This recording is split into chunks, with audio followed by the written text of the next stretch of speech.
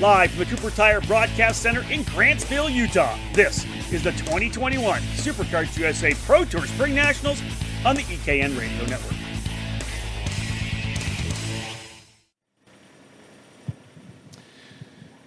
Welcome back, ladies and gentlemen, to live coverage of the 2021 Superkarts USA Pro Tour here on the EKN Radio Network. We are at Miller Motorsports Park. That's what we used to call it. It's now Utah Motorsports Campus, the fantastic racetrack, the karting facility built here by Alan Wilson, the noted designer of racetracks. He's built numerous tracks around the country, Barber Motorsports Park being one of them, and has built a lot of karting tracks as well. Fantastic facility here at Utah Motorsports Campus. And we are set to go with main events. Let's have a look quickly at the weather. 57 degrees. And clouds coming in. We were thought of a potential of getting some rain, but we have not got that rain as of yet. 1 o'clock, they were worried about it. Nothing kind of coming in.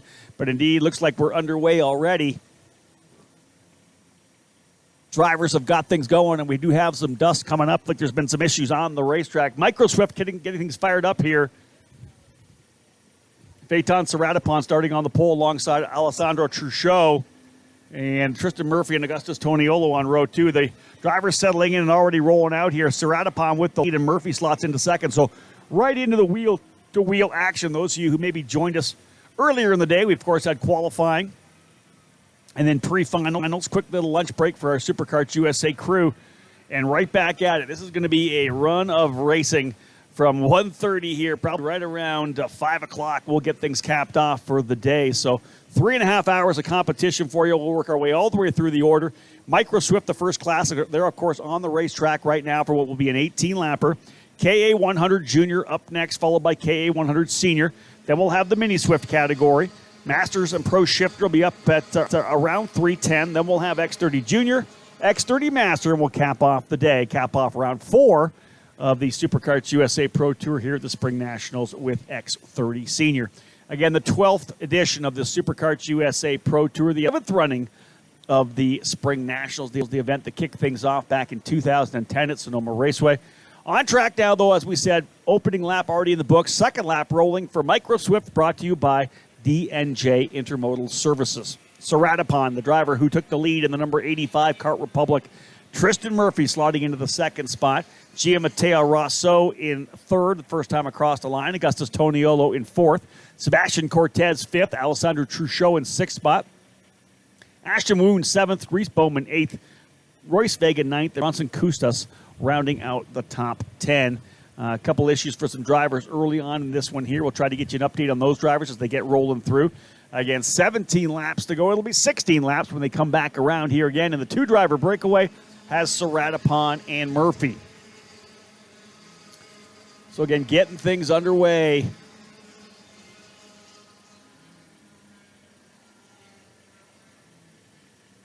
One of the drivers involved in the incidents early on here. Matthew Duquette, I think one of the drivers as well, potentially Julian Sanchez. Drivers not coming to the line. Alexander Procuna, Jackson Pearsall, Gage Harden, and Jackson Baldus not presenting themselves, or at least not getting back across the line for the first lap.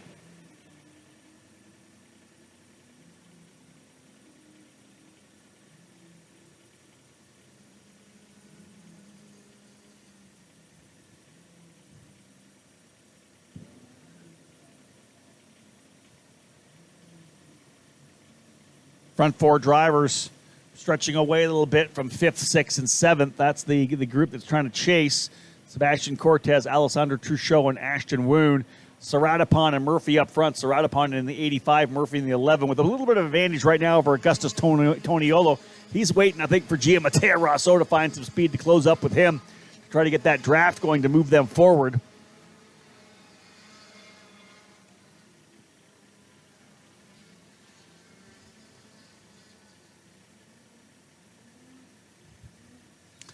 So Phaeton Saratapon in the 85, setting the pace. He and Tristan Murphy to work together. This is the key, right? How many races have we seen over the years where the front two drivers literally don't battle each other at all, just push each other away, and it ends up being a two-driver fight? That's what they're trying to do here right now to keep Augustus Toniolo at bay. They had about 0.8 of a second of an advantage last time. And Giammatteo Rosso 2/10 off of that of Toniolo. So Toniolo almost needs the help, right? He needs the draft help. He needs someone pushing him from behind to potentially catch up to the two front-running drivers of Saratapon and Murphy. Rosso doesn't seem to have that pace here, at least in the opening couple of laps. And that's tough for Augustus. Race results from yesterday: Tristan Murphy with the win, Lucas Palacio in the second spot, Alessandro Truchot third. Those drivers further down in the field here right now. There was an issue for Palacio in the opening race, the pre-final. Started 21st. He's already up in the 13th spot, so he has moved up 9 positions already, as has Troy Ferguson. Troy started in 20th. He's up to 11th, and Bronson Kusta started 18th. He's up to 10th. So we got some guys on the move here for sure. I will say this, Toniolo just turned his fast lap, a 106.612. So he's trying to do everything he can by himself to close back up here.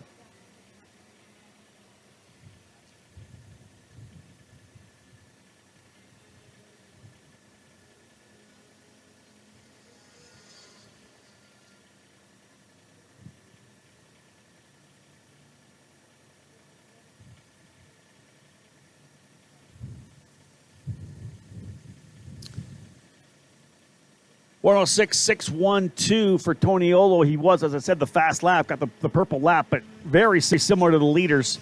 This is all going to come down to whether or not Tristan Murphy, I think, will be content in just pushing Saratapon out. If they start to lose some pace, then maybe he's got to get a little bit more nervous. But they've got 1.4 seconds back from Toniolo to Rosso. So literally, Saratapon and Murphy 2/10 clear of the drivers behind Toniolo. So whether or not Augustus gets up there to fight it out, there will be enough of a gap they should be able to pull away. Toniolo, though, all by himself. This is when the driver has to put the head down and hit every mark. Obviously, these Micro Swift drivers like a bit of draft.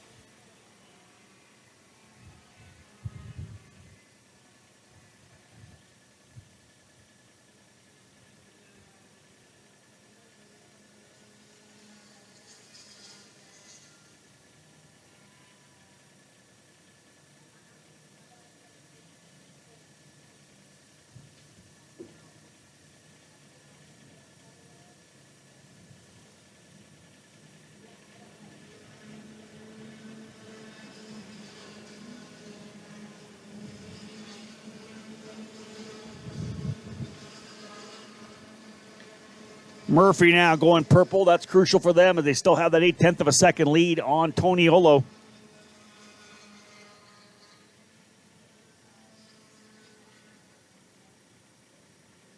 Leaders have got 6 laps in the books. Thus far, all going according to plan for the two drivers out front. Saratapon setting the pace.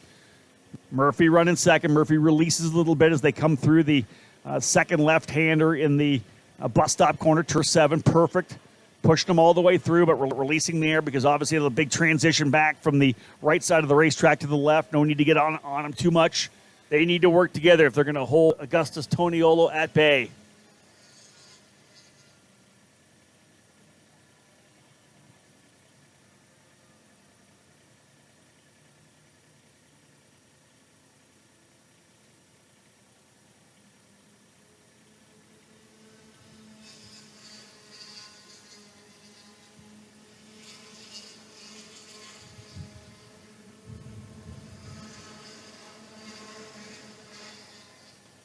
Alessandro Truchot in the 19 and Ashton Wound in the number 89 absolutely locked together right now. That's 5th and 6th. And they just turned 106.6 together, which was a half a second faster than Rosso all by himself. They're only 1.1 seconds back, but they just cut that gap by a third on that last lap. So those two drivers lining up, Truchot and Wound, potentially getting to Rosso. And I'll tell you, Matteo Rosso, I'd be more than happy to have them come up here. Rosso was the point leader coming into the weekend, and he would like to be able to get back up to potentially fight for a position on the podium or even the race win if they can get hooked up and working together.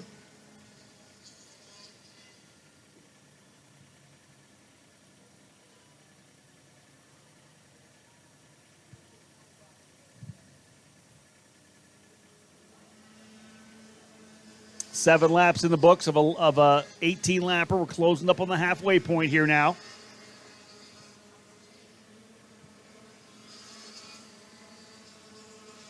Micro Swift drivers doing a tremendous job. Great racing yesterday. Thoroughly enjoyed the battle they've had today as well. And that pre-final was fun to watch. We'll see what happens here. We got a couple drivers up front, though, showing what it takes to work together. Murphy and Saratapon actually pulling away now from Toniolo.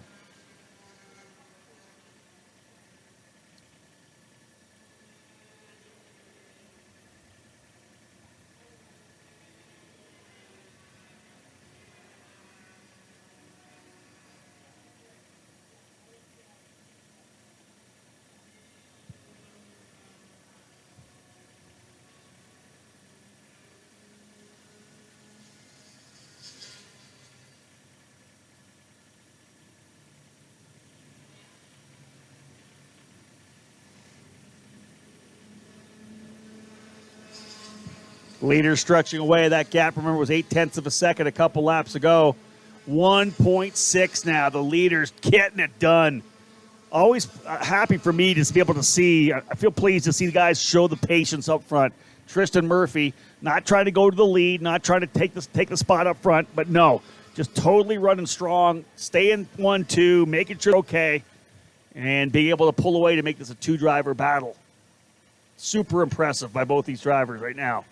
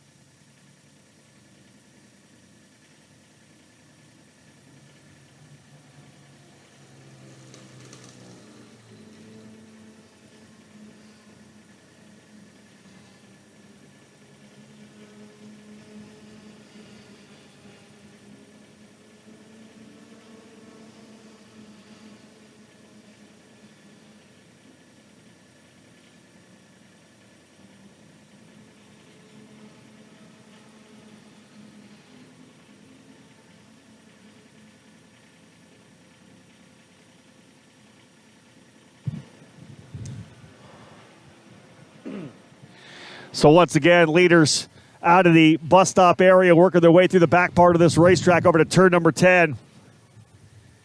Saratapon and Murphy. Solid advantage over Toniolo, who really has the third spot locked as well. So good for Toniolo. But again, I mentioned the fact that next group kind of rode up here now. It was Ashton Woon who worked with Alessandro Truchot to get them up to Gia Matteo Rosso, but now Rosso has kind of taken the spot away. He's jumped right behind Truchot as well. Let's see if they got the speed to potentially reel in Toniolo. Ashton Woon now hooking up with the 25 of Sebastian Cortez. Then a big group of drivers further back, 5 in total. Royce Vega, Reese Bowman, Lucas Palacio coming up 12 spots. Started 22nd. Palacio on the podium yesterday, already up into the 10th position. Bronson Custas now running there as well in 11th, and Jackson Gibson in that group as well.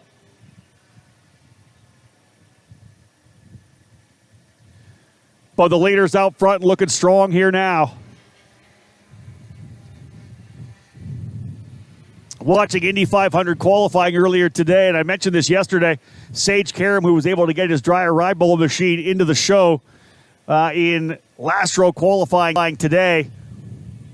Remember watching him here in the Stars of Karting days and cadet classes, and literally he would run exactly right now where Tristan Murphy is, sitting there in second spot. He'd push the driver away to be able to use that draft, and then would just stay there for a couple of laps, pull the trigger late in the run, and then would get the victory. And it's just it was a trademark Sage Karam thing in his number of years that he ran in cadet. He started very early, so I think he was in cadet for about 4 years. The amount of races that he won in doing exactly that, just staying right behind a driver, pulling away, using the draft, and just literally leveraging that driver and then making the last lap pass, second last lap pass, whatever it may be. He really handled it well, and this is what we're seeing right now out of a couple of drivers who's running really cleanly. Now, Saratapon's doing well, but it's Tristan Murphy who is showing the patience right now. No need to go by, no need to race him. We got that late in the run. 6 laps to go here in Micro Swift.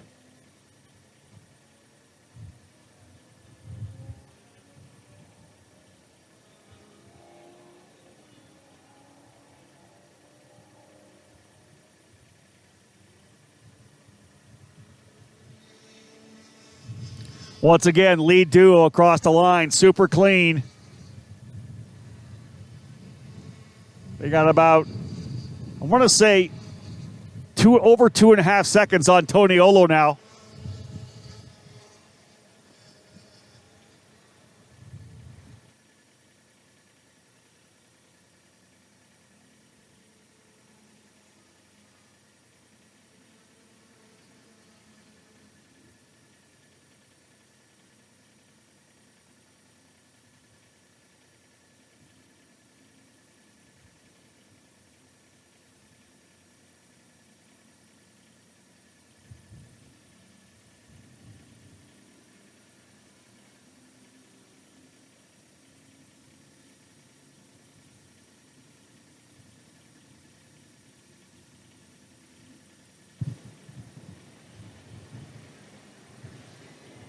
Laps winding down for this battle here now between Saradapan and Murphy. Murphy still very comfortable there. P4, P5. That's going to be a good battle, too. This is Alessandro Truchot and Gianmatteo Rosso. And then Cortez and Woon.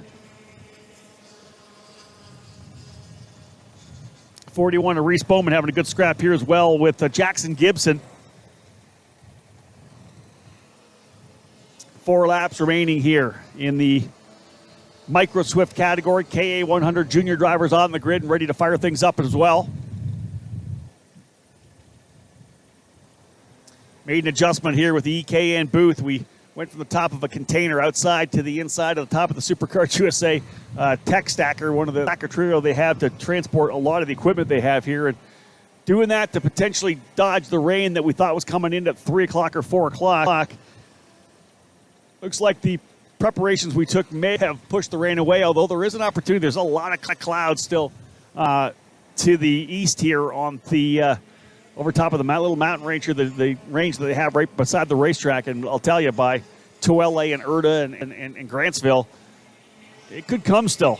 We could still find ourselves with some precipitation before it's all said and done. They're not saying it on the radar, so we'll cross our fingers that we're not going to get it, but there is a potential. Maybe a little later on this evening. But, again, we made the move, and it's worked so far. Leaders still locked and loaded with 3 to go. They'll see the 2 to go sign next time by. They've got a massive lead now over Toniolo. It's stretched to over 3 seconds, so great job for these 2 drivers out front. We're going to see a couple of battles late. Obviously, we'll see the fight between Saradapan and Murphy for the race win. And, of course, for 4th as well, we're going to see the fight between... And that's actually going to start here right now. There's the move to the inside. Rosso in turn number 10 early here with 2 to go when they come back around. Here, so with 3 laps to go, they're back and forth. There's Truchot back to the inside. Rosso took the place over in number 10, and that's for P4. And then Truchot coming back and getting it in turn 11. So the dicing already starting for P4. Toniolo all by himself on the track for 3rd. Here we go. Now it's time to go racing. Murphy to the inside with 2 to go. He'll go. Book it. Through to the inside. Murphy taking the spot. So Tristan Murphy takes the spot down in turn number 1. He has the new lead. Through 2 and 3 and 4. Over to 5 now. Side by side. Saradapan and Murphy. Here's the thing. If these guys take each other out, Toniolo's going to get gifted the race win. White flag will fly next time by. You can see the rain falling in the far distance, not here at the racetrack at Utah Motorsports Campus. Murphy to the lead. Saradapan looking to the inside at turn number 11. Tucks it back in. White flag will fly. These guys have gone racing. Toniolo just wants him to go badly. He wants him to keep fighting. He's still a ways back, but you never know what happens. Truchot and Gianmatteo Rosso better watch out because Cortez and Woon are going to come in. They're fighting for 4th. Now it's Murphy across the line. Saradapan will go outside, though, side by side down to 1. Saradapan takes the lead before they get to the braking zone. Saradapan back to the lead. Murphy to 2nd. Good race here in Micro Swift to start things off. The first of 8 main events here on the EKN Radio Network. Round 4 of the Superkarts USA Pro Tour as we cap off the 11th running of the Spring Nationals. Saratapon back to the lead. You thought that Murphy may have it handled. There's 2 big overtaking opportunities to come still. Turn 10, turn 11, out of the bus stop. Saratapon holding on to the points.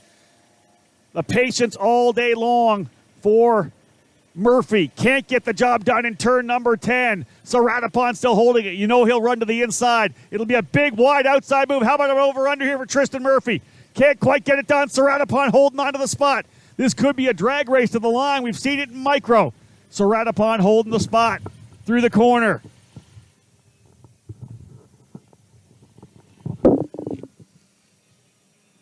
Here they come to the line, side by side. Who's it going to be? It's going to be super tight at the line. By 0.06 of a second, Phaeton Saratapon with the victory. Saratapon holds the win and gets the victory. Saratapon in the 85 with the win. Tristan Murphy second. Augustus Toniolo third. Ashton Woon in fourth spot. Sebastian Cortez in fifth. Sixth is Lucas Palacio. 7th, Jackson Gibson. 8th, Reese Bowman. 9th, Royce Vega. And 10th is Matthew Cagle. Saratapon holding off the challenge from Tristan Murphy. The race-long battle, and he's able to get the job done. What a run there for Saratapon. Murphy, obviously, as we said, went by to took the lead, but Saratapon took it back on the straightaway and was able to get the job done. He wins by 0.06 of a second at the line. It was a drag race. Saratapon to the right, Murphy to the left, and right across the line like you would like it under the double checkered flags.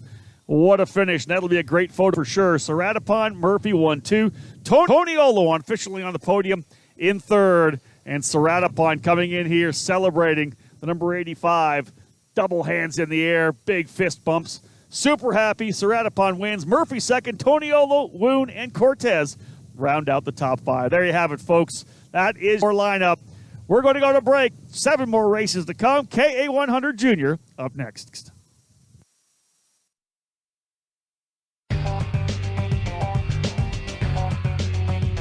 You're listening to turn-by-turn coverage of the Superkarts USA Pro Tour Spring Nationals, live from the Cooper Tire Broadcast Center at Utah Motorsports Campus in Grantsville, Utah. This weekend's broadcast is brought to you by Parolin USA, Franklin Motorsports, Trinity Karting Group, and Cooper Tires.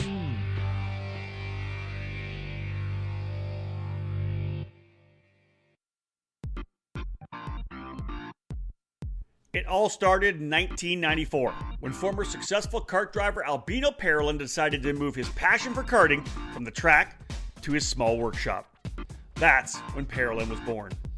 Fast forward 20 years and Parolin's passion for the sport led to the company rejoining international competitions as a factory team in WSK and CIK FIA races, with the aim of enhancing the research and development process, immediately achieving notable results around Europe, North America, and Asia, becoming the CIK FIA Asia Pacific KZ champion in the same year.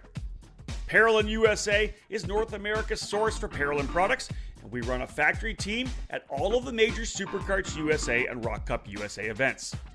The Parolin chassis lineup for 2021 includes the Invader Shifter, the Le Mans Tag single-speed chassis for junior and senior classes, and the 28mm mini kart for the cadet classes.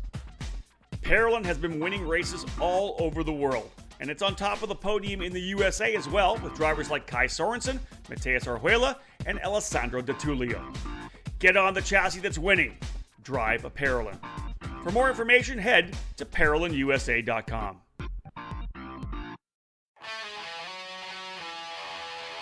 Winning takes top quality equipment, flawless preparation, experienced coaching, and passion. And at Team GFC, we live our passion. Developed by American karting champion Gary Carlton, the GFC chassis has become one of the newest brands to reach the top of the podium in North America. GFC has garnered victories and championships at all levels of the sport since its debut at the end of 2018. Shifter kart drivers are at the front of the field running the GFC GT14 frame, and the SS31 has become a solid contender in tag and 100cc competition. Team GFC has arrive and drive packages available for all categories, including the mini and micro classes, utilizing the GFC RR5 Cadet chassis. These young pilots have the opportunity to be part of the Team GFC Young Driver Development Program. Learn from one of the best American karters with over 25 years of racing at the highest levels of the sport, offering personalized training on and off the track. Follow GFC Karting on Facebook and Instagram, or click over to gfckarting.com to learn more about joining Team GFC in 2021. GFC, live your passion.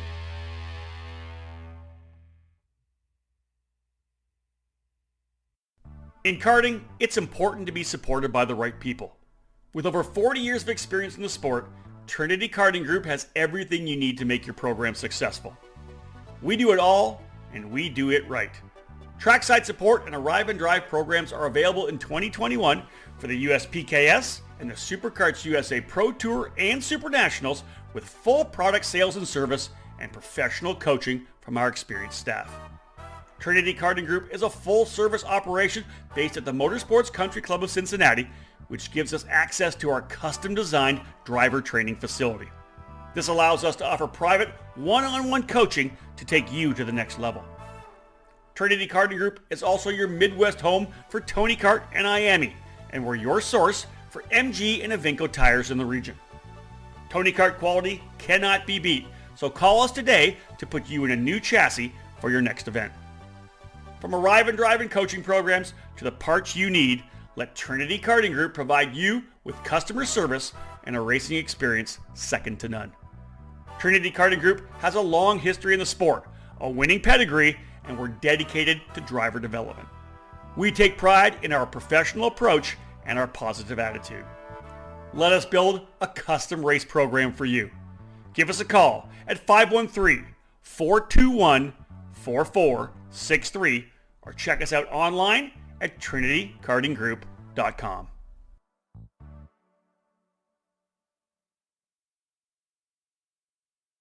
In Colorado, the place to go for karts and parts and everything else you need to go racing is Forward Direction Motorsports. It's Colorado's premier karting company. Owned and operated by veteran karter Greg Welch, Forward Direction Motorsports is located in Centennial, Colorado. FDM has been developed to provide customer service and product sales at all levels and in both in-person and online. We're a brick and mortar shop that serves as the hub for karting in Colorado, and we're a gateway to new racers who can come in and learn about the sport. We also have an online store and can ship all over the country. We can also service all makes and models of engines and karts. Whatever you race, we can take care of you. Forward Direction Motorsports is a comp kart dealer, an authorized Rotax service center, and we can fully support all Briggs 206 racers. We support local karting 100%, and we also have a race team that takes our customers to major regional and national events on the West Coast.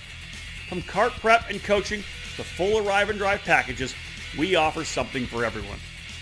You don't have to live in Colorado to experience Full Direction Motorsports' vast experience or dedication to customer service. Our online store continues to expand its inventory, and the products you need are just a mouse click away. Head to fdmkarting.com the next time you need parts and equipment fast. We ship daily. Shop online or come to the store to check out our inventory and visit our service department. Head to fdmkarting.com to learn more about our products and services, or call us direct at 720-323-3650.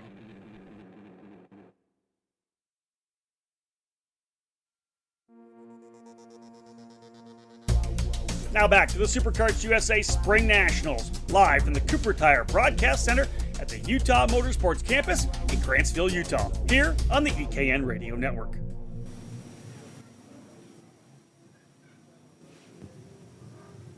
Welcome back, folks. Live coverage here from Utah Motorsports Campus as the drivers have rolled on track right now to get things underway for KA100 Junior in their main event. Carson Morgan starting on the pole alongside Cole Kleck. Row 2 of Elio Mesa and Chase Hand. Row 3 will be Jake Graham Trammell and Jack Jeffers. Drivers rolling into the staging lanes now. Jesus Vasquez Jr. alongside Austin Jers on row 4. Jeremy Fletcher and Nicholas Stouffer, row 5. Parker DeLong, Noah Baker, row 6. Cameron Reed, Laney Benjamin, an all-female row 7. Field set, green, green, green. Racing into 1. Little issues on the exit of the corner. I want to see at least 3 drivers stacked up on the exit of that corner. 1 driver off on the opening lap as well. To figure who that was who wasn't able to make it.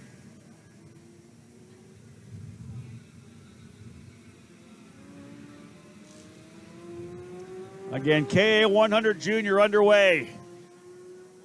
Big jump for Cole Kleck, I think, out of the gate as the leader. Again, an issue over in turn number 1, the exit of turn 1. At least 1 driver involved, a couple further back as well. There's another 2 drivers collecting each other here in turn number 11.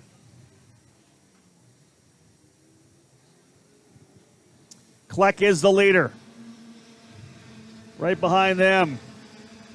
No, it's actually, pardon me, that's Elio Meza. Got to get the right colors on the carts. That's Elio Meza, and he loses the lead for a second to Jeremy Fletcher. Fletcher goes to the inside of 1, but then an over-under for Mesa holding on to the spot.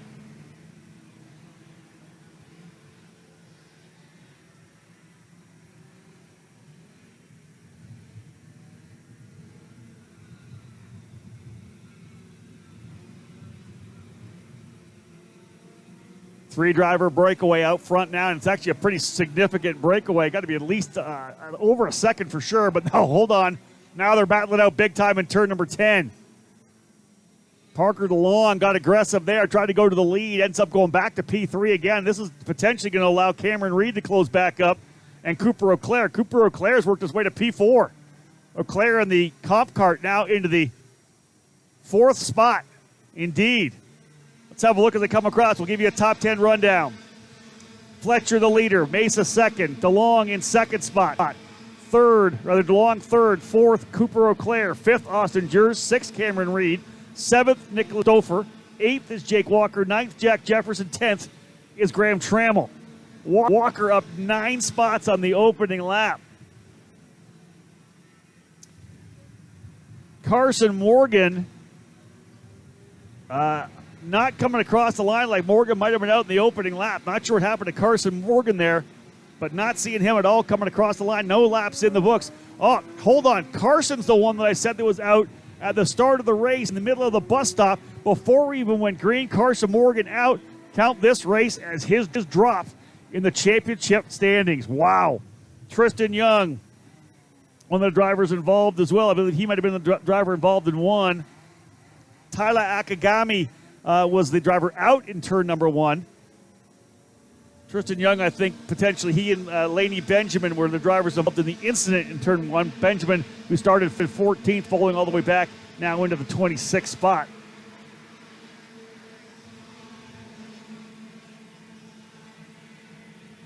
Yeah, final drivers coming across the line. Here's the 807 Laney still running.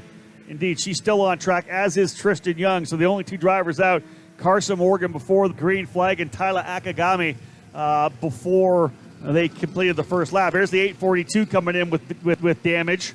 That's Tristan Young, bent axle on that machine. So that's it for him on the VME.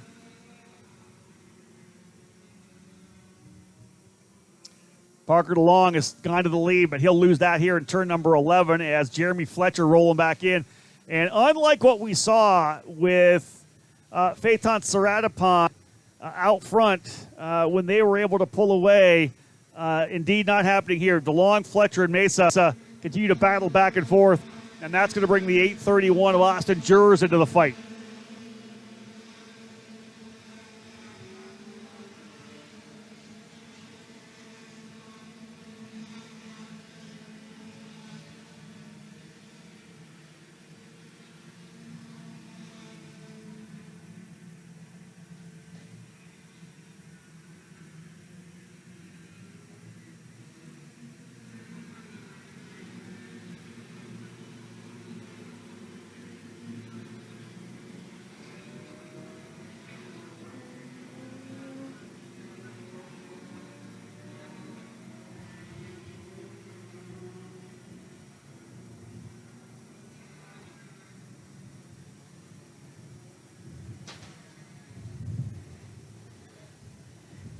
Two drivers trying to pull away up front, Fletcher and I believe that is Mesa. Indeed it is.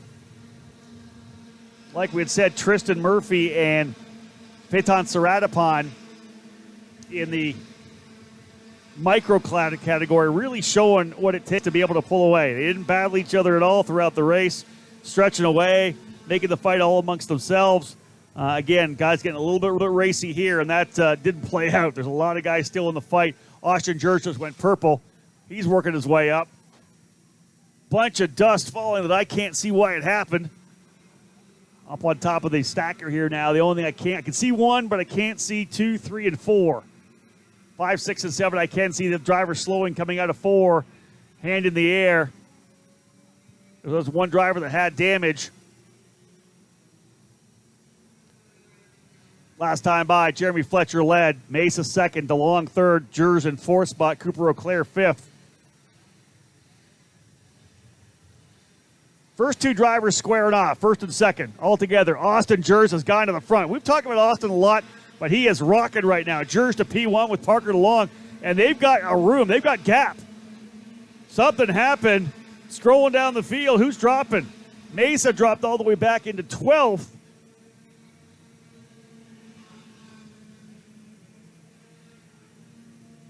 Where did Fletcher go to? Jeremy Fletcher back to 9th. He and Mesa must have had a bit of a dust up. That must have been the dust that I didn't see over in 2, 3, or 4. So the leader's fallen back, and that has allowed Austin Jers to go to P1. Austin showed extremely well yesterday, but now he's got open racetrack here. Still a long way to go, 14 laps, but they've got open track. Let's see if he and Parker DeLong can play well together, or whether or not Austin, with the speed he showed yesterday, can just flat pull away. Austin Jers looking for his first Pro Tour victory. Cleanly out of turn number 18. Jack Jeffers now runs in the third spot. Cooper O'Clair in fourth. Fifth spot belongs to Graham Trammell. Sixth, Cameron Reed. Seventh, Nicholas Stouffer. Eighth, Trey Arnson. Ninth, Jeremy Fletcher. And 10th, Jake Walker. Always a pleasure to see the young ladies run here in the Superkarts USA program. Of course, Simona Di Silvestro qualifying into the Indianapolis 500 earlier today, so she was able to make it in with the Peretta Sport team.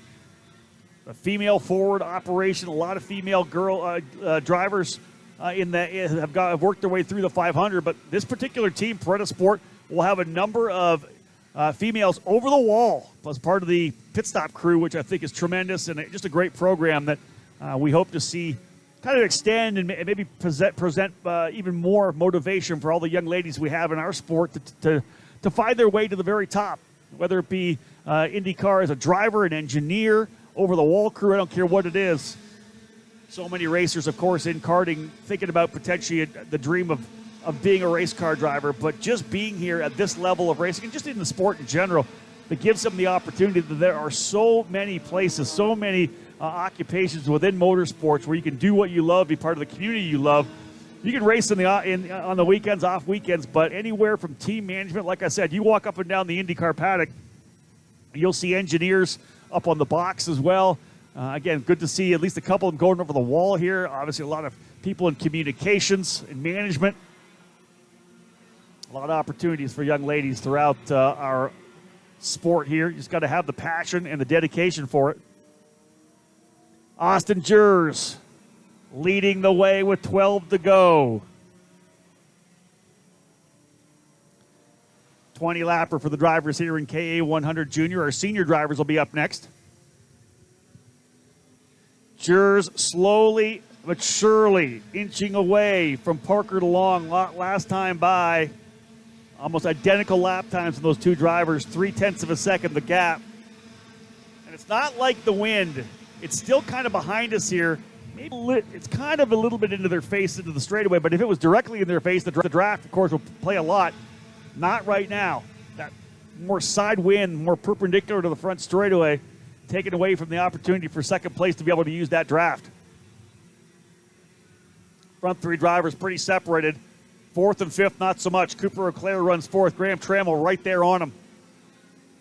Trammell in the Rollison Performance Group machine. We've seen Graham many, many years throughout the cadet ranks, working his way through with Rollison Performance Group, and now becoming a front runner here in the category of the KA100 Junior. We're seeing him in the top 10 on a much more regular basis. Currently P5. Trammell head down, trying to see if he can't reel up on Cooper O'Clair. Behind them, Nicholas Stouffer for crosslink competition, running in 6th. Cameron Reed 7th. Jeremy Fletcher still on track at the 8th spot. Trey Arnson in 9th. 10th is Elio Mesa. Remember, he was up front for a time. Drivers out. Noah Baker. Tough one for Noah. I want to say he was the championship leader coming into the weekend. And Baker out. This will be a drop for Noah. Tristan Young out as well. Carson Morgan not even able to start. So look at that. Carson Morgan, Noah Baker, both having to drop round 4 in terms of trying to win this championship. Neither driver able to get to the checker. Austin Jers stretching away from Parker DeLong. In fact, DeLong's got to worry about Jack Jeffers here pretty soon as Austin Jers out front. Second generation driver. I remember watching his dad, Todd Jers, in the road racing scene. Good to see them out here. I do remember talking to both of them in, I think it was Austin's last year in the cadet category in Mini down in Florida, and just congratulating him on the development that he has had throughout the last couple of years. We're really turning things up here. How about getting that first win? We talk a lot about the confidence a young driver needs to have to be able to be quick on a regular basis, right? Like most drivers, especially if you're running in that front half, you can have that magic weekend where things are all clicking. But when you have the confidence, even if art's not perfect, you may be able to rise to the occasion, push a little bit harder, or be smart and bring it home with a solid finish. A win here like this would be huge for Austin Jers, working his way into the summer season. Remember, we're just kind of at the end of spring here right now, closing to the end of May. So it would be a huge boost to Austin and his focus for 2021. Great run out of turn number 18. Yeah, he's got a big gap now. Whether or not Jack Jeffers works with Parker DeLong, that answer is quickly a big no. As Jeffers goes it down the bottom in turn number 1, Jeffers goes to P2. So Jack Jeffers could have thought about trying to push Parker DeLong forward, but I think he thought, hey, you know what, I'm going to see if I can't go reel him in myself first. 1.5 second the gap between first and second. Jeffers now to P2.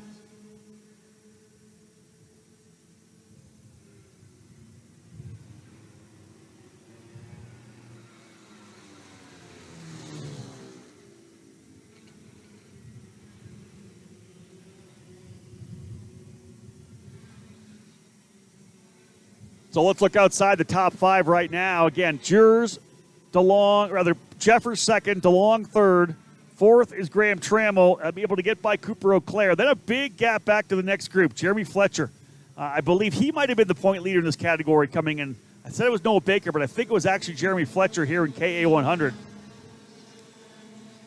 He runs now in the 6th spot after what could have been a potential incident with Elio Mesa when they were running up front. Fletcher 6th, Nicholas Stouffer 7th, Mesa now up to 8th spot, Cameron Reed 9th, and Jake Walker 10th.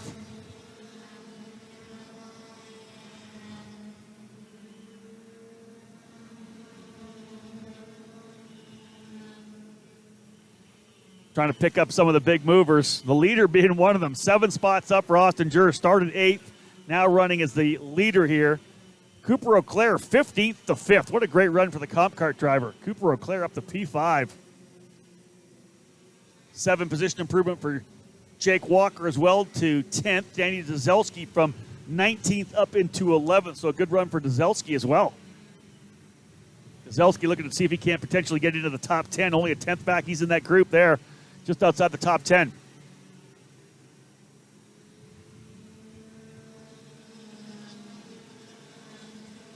In fact, as they come out here, there's 6th and 7th, then 8th, 9th, 10th, 11th, 12th, 13th, 14th, essentially all together. All the way back to the 883, and that's Trey Arnson. Trey running in the 14th spot at the end of a big group.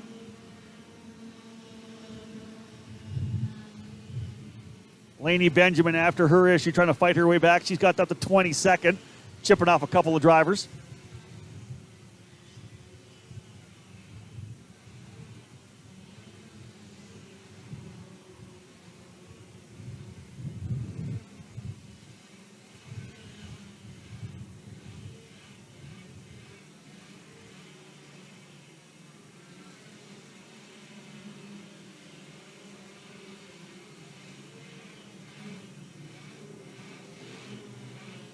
Jack Jeffers, I think, maybe just chipping into the lead a little bit here. It's 1.2 seconds. He's quicker by about a tenth a lap. Jeffers in the Speed Concepts Racing 833 in that second position.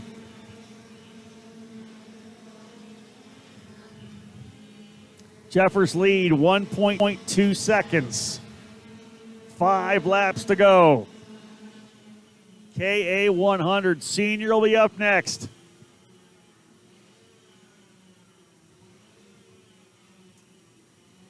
Yesterday, nothing but blue skies. Absolutely gorgeous day here trackside. Today, cloud cover. Heavy cloud cover all over the place. Of course, there's been rain all around the outside of the area, just not here at Utah Motorsports Campus.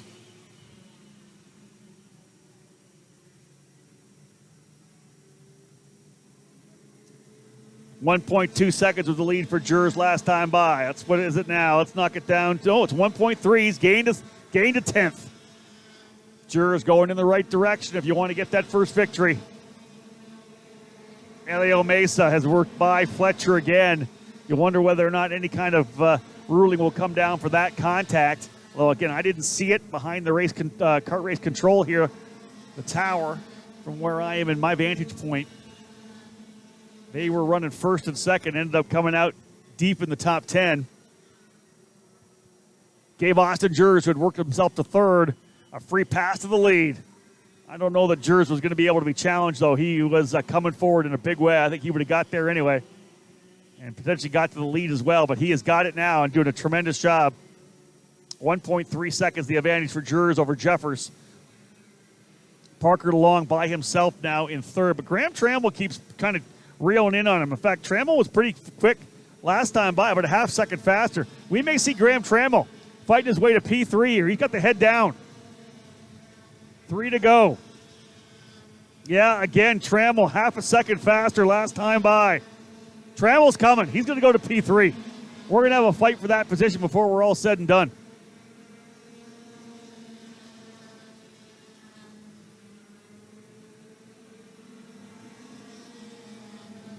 .3 seconds still the lead for Austin Jers, looking to get that first Pro Tour win here at Utah Motorsports Campus. Trammell all over DeLong now. He's a half a second faster. This is one of the things you got to teach to your drivers. When you're that much quicker, when you get there, you go by. You don't sit behind. You don't get into a draft with them. You go by them because you know you're a half second quicker. You don't need to mess around. And indeed, this is Trammell going to work hardcore here on DeLong. I think he'll be able to get the pass done down into turn number 1, and based on the speed he's shown, should be able to pull away. Here comes Trammell onto the front straightaway. Look over his shoulder. Gets a pretty good run. Do we see a pass down to the inside of turn number 1? No, he's going to block to the inside. Big outside run for Trammell, trying to go the over-under. Yeah, he's that much quicker. You just got to get the job done. Over in turn 10 or 11 is when you have to be aggressive on it.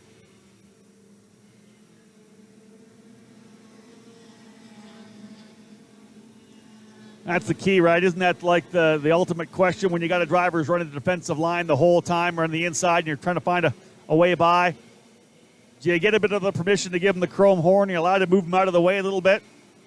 In my books, yeah. If a guy's running the blocking line the entire time, you're definitely going to work that bumper. All it takes is a little tap and you'll be able to get through. You got to take care of the pushback. Oh, there's the move to the inside. Does he hold it? Contact. Nice pass there for Graham Trammell. Cooper O'Clair gets by as well.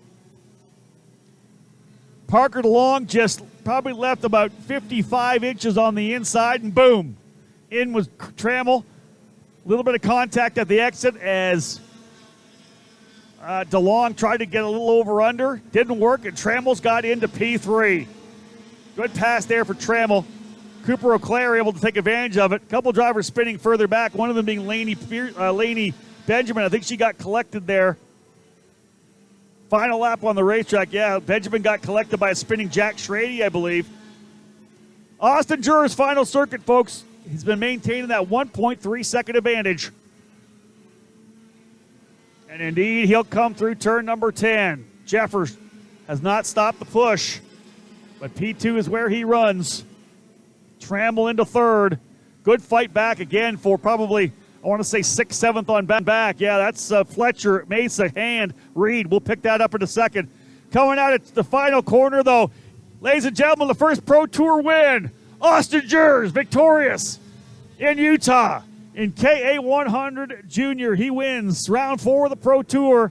Jack Jefferson second. Impressive run for Graham Trammell to third. Cooper Auclair fourth. Parker DeLong fifth. Here's the big battle of the line. They're going to go side by side. At least 6 drivers, I think 7 drivers in that group. Elio Mesa just pips Fletcher at the line by 8 thousandths of a second. Mesa 6th, Fletcher 7th, Hand 8th, Cameron Reed 9th. And Jake Walker rounds out the top 10. Jesus Vasquez was right there, as was Nicholas Stouffer. Top 12 right there. Essentially 6 to 12 coming across the line. And nice run there. Mesa got a good run out of 18, came to the left of the racetrack and just was able to pip Jeremy Fletcher, as I said, for 6th position by 8 thousandths of a second. But this one's all about Austin Jurors. He's the guy in the spotlight right now. Tremendous run for him. Fast lap did go to Mesa, but the driver will stand on top of the podium. Austin Jurors, a tremendous run for him. He gets his first victory here on the Pro Tour, a 1.435 second victory over Jack Jeffers. Graham Trammell finishing it in the 3rd spot. Cooper Auclair 4th, and Parker DeLong rounding out the top 5. Really impressive racing. Great stuff, 6th on back. But this one all belongs to Austin Jurors as he wins KA100 Junior. The seniors getting ready to fire up. We'll have them live here on the EKN Radio Network after this break.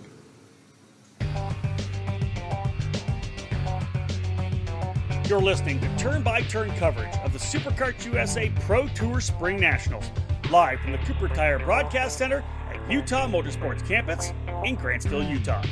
This weekend's broadcast is brought to you by Parolin USA, Franklin Motorsports, Trinity Karting Group, and Cooper Tires.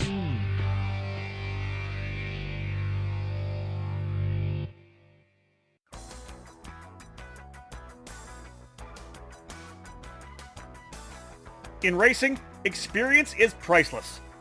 Franklin Motorsports is a leader in the karting industry with over 50 years of combined karting experience, and we can provide you with everything you need to go racing. With a large online product selection, select track support events, and a wide variety of shop services, Franklin Motorsports is your complete karting source. Check out our online store at www.franklinkart.com, where all our products are just a mouse click away. We're constantly adding to the growing product selection on the online store, and we ship daily to ensure products get to you quickly. We specialize in IAME engines, tilt seats, ceramic products, driveline branded products, Briggs & Stratton engines, OTK products, and of course, the championship-winning Merlin chassis. In our online store, you'll find a variety of items to fill your karting needs. Franklin Motorsports is also known for our wide variety of services and is home to Innovative Engine Works by FMS, our in-house engine service department. Frame straightening, kart prep, and dyno testing are all services offered regularly at Franklin Motorsports. For all things karting, visit franklinkart.com.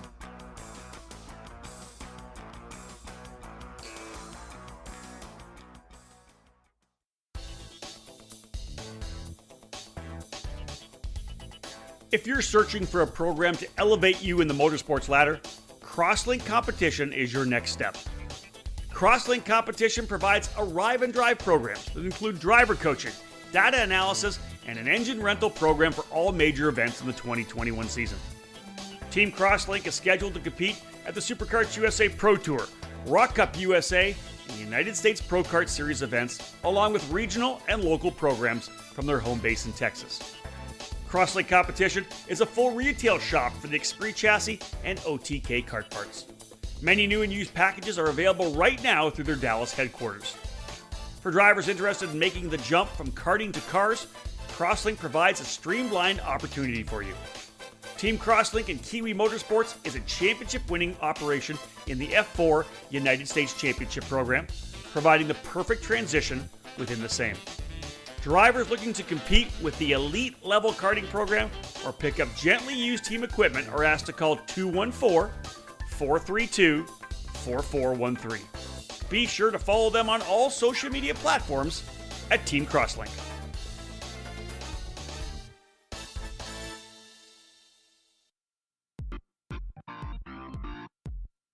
It all started in 1994 when former successful kart driver Albino Parolin decided to move his passion for karting from the track to his small workshop. That's when Parolin was born. Fast forward 20 years and Parolin's passion for the sport led to the company rejoining international competitions as a factory team in WSK and CIK FIA races, with the aim of enhancing the research and development process, immediately achieving notable results around Europe, North America, and Asia, becoming the CIK FIA Asia Pacific KZ champion in the same year. Parolin USA is North America's source for Parolin products, and we run a factory team at all of the major Superkarts USA and Rock Cup USA events. The Parolin chassis lineup for 2021 includes the Invader Shifter, the Le Mans Tag single-speed chassis for junior and senior classes, and the 28mm mini kart for the cadet classes. Parolin has been winning races all over the world, and it's on top of the podium in the USA as well, with drivers like Kai Sorensen, Mateus Orjuela, and Alessandro De Tullio. Get on the chassis that's winning. Drive a Parolin. For more information, head to ParolinUSA.com.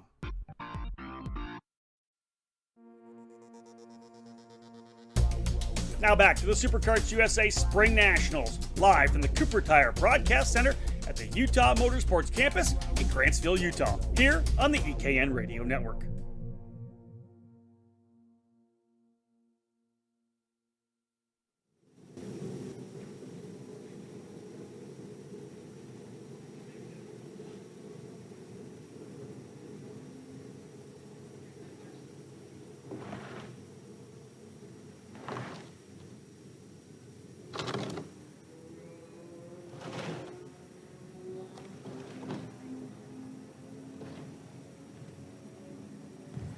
So once again, folks, back live here.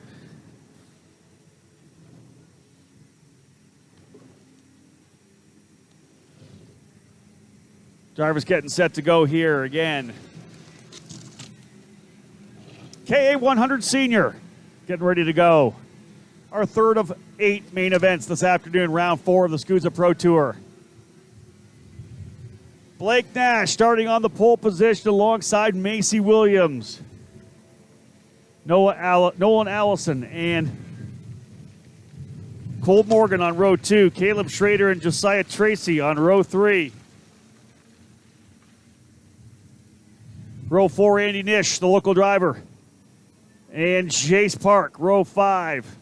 Joshua Fine and Thomas Annunziata. Row 6, Stepanova Keel and Connor Ferris. Row 7, Peyton Phipps and Phil DeLeo. On row 8, it will be Ethan Ho alongside Gavin Bailiff. On row 9, Gabe Kessler and Walker Hess. Row 10, Gia Cicero and Jacob Hoover. Row 11, Riley Cannon and Adrian Cruz. On row 12, Adam Rylance and Tyler Wettengale. Row 13, Jensen Altman and Ethan Wolf. Row 14, Austin Osborne and Cameron Lazaroff. Row 15, Josh Campbell and Cole Schroeder. Row 16, Brooke Barry and Haley Schroeder.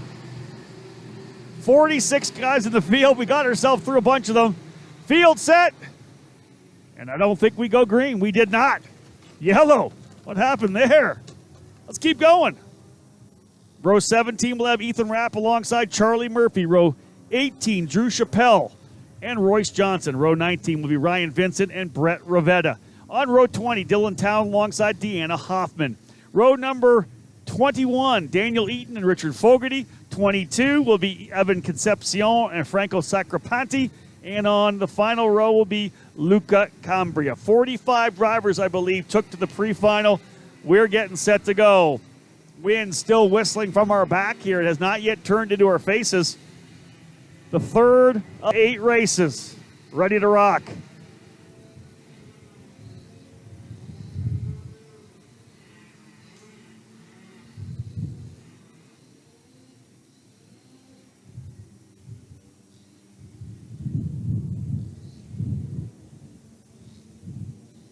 Blake Nash will start on the pole position. He'll set the pace when they come around here to go green. The wind actually kind of picking up a little bit here.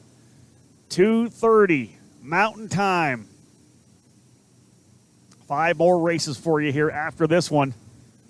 Mini Swift, Shifter, X30 Junior, X30 Master, X30 Senior, all still to come. A couple of great races there in micro. I love this. This field's so big. They're coming on the front straight. There are guys still going out at turn 15. They're trying to get them up here because these guys are a little bit slower coming into positions. They're trying to whoa them up. Too quick coming to the line. Need to get the tail of the field up here into the staging lanes. They're slowly starting to get into position right now. Now we're underway. Green, green, green. Racing into one. Oh, one driver got tapped from the back, well off to the left side of the racetrack. Dust everywhere. He's at least 30 feet off the left side of the racetrack. Otherwise, everybody coming through cleanly. I myself don't see any contact through turn 1, the second part of 1. Into the bus stop now for the first time. Good start there for Blake Nash as he slots into position. Nolan Allison, I think, jumping up into the second spot there early. So good start for Nolan. Everybody kind of diving into turn number 10, the hairpin. A little bit of banking on the entry. Flattens out on the exit. Ooh, someone dropped the wheel on the exit. That was 10th on back. He's going to lose a couple of spots there. Oh, 3, 4, 5, 6 drivers involved in an incident in turn number 11. One of the Trinity Karting Group drivers involved. I'll try to get a full rundown for you. Let's see who's falling down the order as they come across the line. We'll find out who's dropping like a rock. Here they come. Thomas Annunziata. Oh, Andy Nish. Andy Nish. The Utah driver who's had such a great day. Gavin Bailiff, Riley Kahn. Oh, Phil DeLeo. DeLeo was 10th. Qualified 10th. Started 13th. He's fallen down as well. So DeLeo, Kahn, Bailiff, Gavin Bailiff, Andy Nish, Jacob Hoover, Gia Cicero, all involved in that one over in turn 11. You hate to see when it happens on the opening lap, right? Because did you really need it? Did you need to make that move?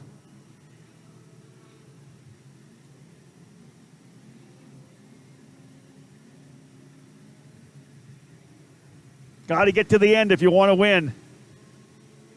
Nash will lead him across the line. Allison runs in second. Macy Williams third. Josiah Tracy fourth. Cole Morgan fifth. Jace Park sixth. Schrader, yesterday's winner, seventh. Joshua Fine eighth. Peyton Phillips ninth. 10th. Ethan Ho.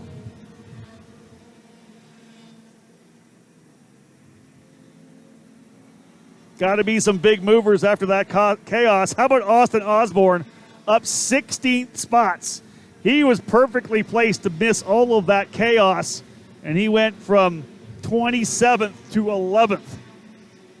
Let's see what Osborne can do here. They're racing in front of him right now. Peyton Phillips and Ethan Ho going at it into turn number 10. That's the right-hand hairpin at the back right corner of the racetrack.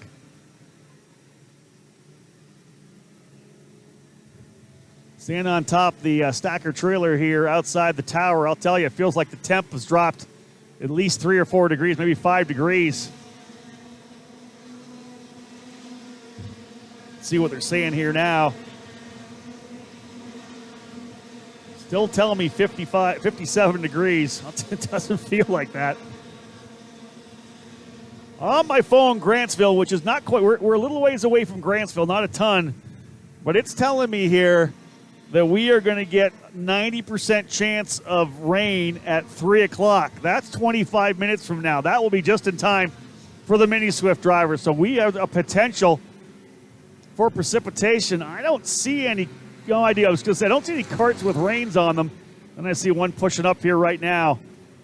Yeah, we may potentially have to go to rains for me. We'll see how it all plays out. But nonetheless, having a pretty good battle here right now. Out front. Yeah, we're setting up for a 4-driver battle here. If indeed the 341 of Josiah Tracy can close. Now, He turned his fastest lap and the fastest lap last time by. This time by the stripe as they come across. Macy Williams has that with a 101.714. Behind Tracy, it's 1.3 seconds back to Jace Park, and he's got lap times very similar to the leader, so I'm not sure that at this point, the speed he's showing, yeah, he'll be able to get himself where he needs to be.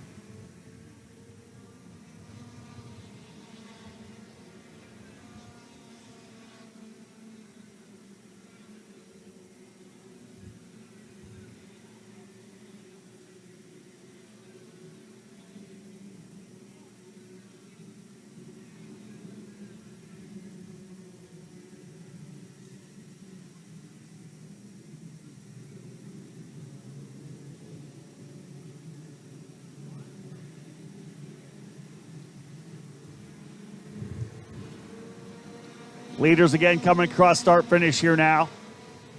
Macy Williams gone to P2, and she just reset fast lap of the race. We talked about this. Great storyline for the 2021 season. We've got ourselves some pretty talented young women in this Superkarts USA program. Hannah Greenmeyer, an on-track victory at the Winter Nationals, only to get thwarted and drop back with a pushback bumper. Still haven't had a female winner of the Superkarts USA Pro Tour. I don't think we ever had a winner of the Pro Motor Tour back in the day either. There have been a number of wins on the regional level by female racers. Sabre Cook, of course, won the championship in the S2 category on the Pro Tour, but didn't win a race that year. We still haven't had a race winner as a female, and that's going to happen sooner or later. We got some great young ladies in the micro and mini category. And again, here in senior, watching Macy Williams having a tremendous run. Great to have her running with us here this weekend. Top job this year in the Challenge of the America Series with Christian Bird Motorsports. Her debut here for 2021.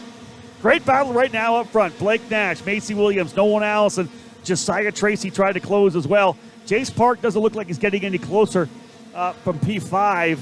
Cole Morgan 6th, Ethan Ho 7th, Austin Osborne 8th, Stepanova Nikhil in 9th, and Peyton Phillips 10th.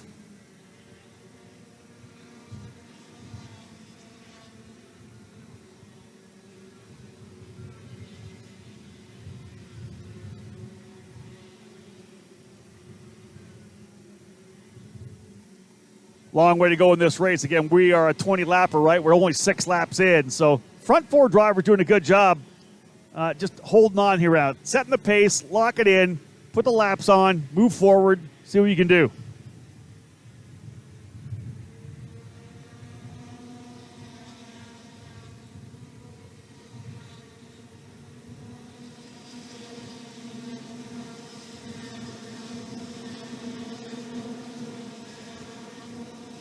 Austin Osborne, we talked about him taking advantage of that chaos that happened on the opening lap over in turn number 11. He moved up to the 11th spot.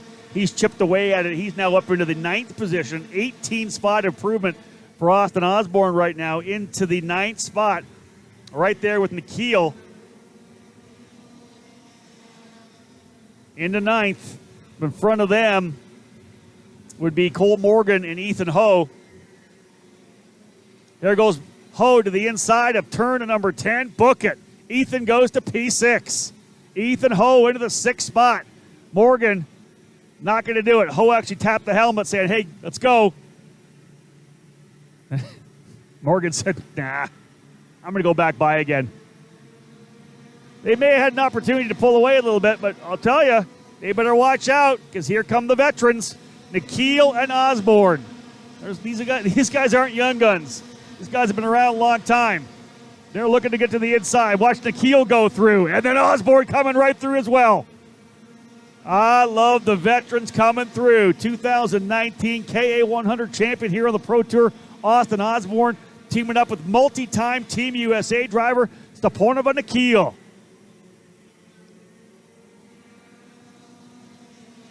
Yeah, they have worked their way now in to, I think, 7th and 8th. Now they're going to work on Cole Morgan. Nikhil, like a Morgan's already in full block mode to the inside. Osborne's going to take advantage of that. He'll go through. Nikhil's going to lose 1 spot. He'll come back down the understanding. He'll over and under. Yeah, this is Nikhil. puts his hand in the air like, what are you doing? Blocking like crazy midway through the race. Little tap and go. Oh, they're beating on each other. This time Morgan gets into the back of Nikhil. Yellow flag flying because there's going to be an incident over there. They both may be out of the race. Yeah, yellow flag flying. I can't see it. Right in front of the concession building. Turn 17 and 18, 17. I can't see it. And here comes Nikhil. He's in the pit lane. Stepanova, of course, not running for the championship. I'm sure he's just kind of disgusted with the whole thing. Wow, he's having a good run, working his way through there. And I'm assuming he probably just got dusted there by Morgan. I saw that Cole Morgan got into him coming through turn number 15. Now, of course, the big block moved down into 10. Nikhil got into him kind of in the corner to push him out wide. That gave an opportunity for Austin Osborne to slide through. Morgan essentially repaid the favor to a certain extent over in turn 15, tapping him wide. That allowed, I believe, I want to say Ethan was able to dive back down the inside. They both, although they both went on track, but I know that Nikhil did. That's what happens when you start blocking like that early in the race. And against a guy like Nikhil, he's just going to say, hey, listen, there's no need to be blocking me right now. Just a quick tap and he was done. Where did Morgan end up? Just checking out my live timing here right now. Not able to be in the tower, so let me scroll down to try to find Cole Morgan. Scrolling. Yeah, here, how about right in front of me? Here's Morgan right now coming into pit lane. So he too is done. We'll see if he and Nikhil have some words at all. He'll push his cart through. Nikhil has gone over to get the cart stand. Not sure how this one will play out. Ryan Perry coming over to talk to Morgan. Ryan's got a lot of respect for Stepanova, so I don't think you're going to hear a lot of chatter there. Nikhil will walk over. Let's see if we have a chatter. If it's just no, he's just going to walk away. Nikhil running with crosslink competition today. Tough to see it because that's probably something that didn't need to happen. Morgan strictly walking away from his cart, leaving Ryan Perry and one of the mechanics to pop it up on top of the cart stand. So here's the moral of the story there. A couple of drivers battling it out for sixth position. Block move, gets a bump and run. The retaliation takes both drivers out. DNF. Doesn't always pay off, does it? Nolan Allison, your leader. Blake Nash in second. Macy Williams third. Josiah Tracy fourth. Jace Park fifth. Top four drivers pretty close together here right now, I'll tell you that. Then it's Jace Park back by himself about 2 seconds off. Austin Osborne all by himself. He's got to head down because he's got a bunch of angry young lions coming behind him. Caleb Schrader, yesterday's winner. Peyton Phillips, Joshua Fine, Adrian Cruz, Ethan Ho, Walker Hess, Connor Ferris, Jensen Altman. We're talking like just a couple of tenths back here. Nolan Allison still leading the way in the number 19. He was able to get by both Williams and Nash. Nash runs third. Josiah Tracy fourth. Josiah's got fast lap of the race. 8 to go. 8 laps remaining and Nolan Allison leading the way. KA100 Senior. Mini Swift up next.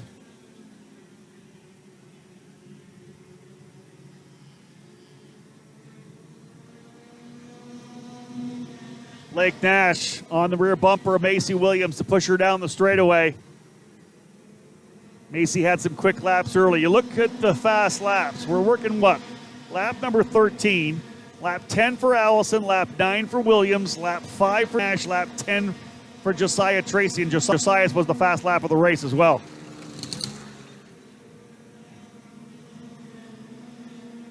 Another retirement out of our 46 kart field.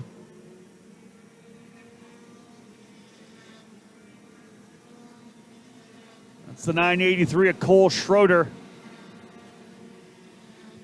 Looks like the left rear bumper mount sheared. So that'll be it for Cole Schroeder. 7 to go.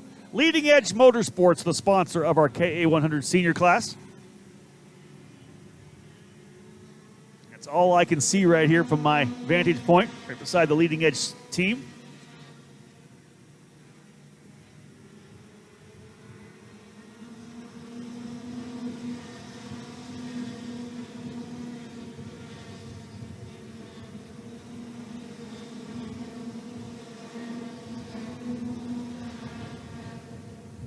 Macy Williams has gone to the lead last time by.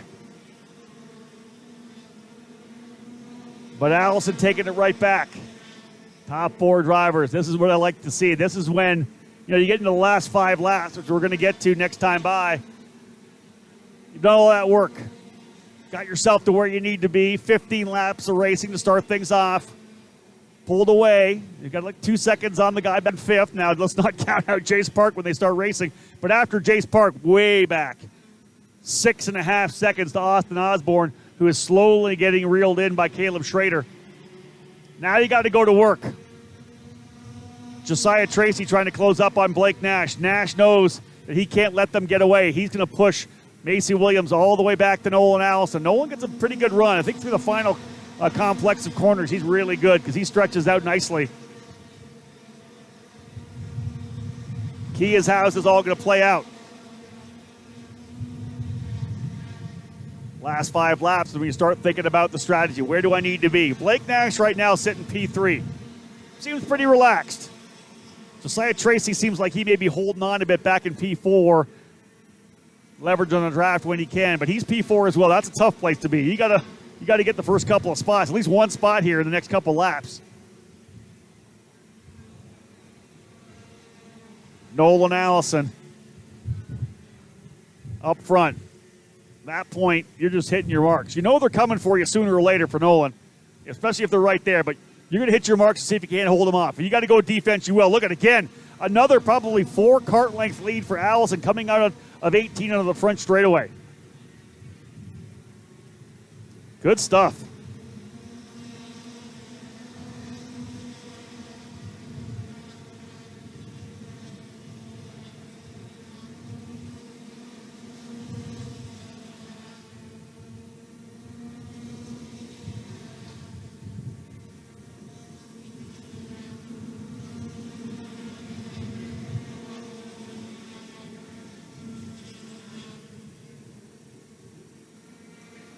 Allison holding about a 3 kart length lead. It is now Blake Nash who's gone into second.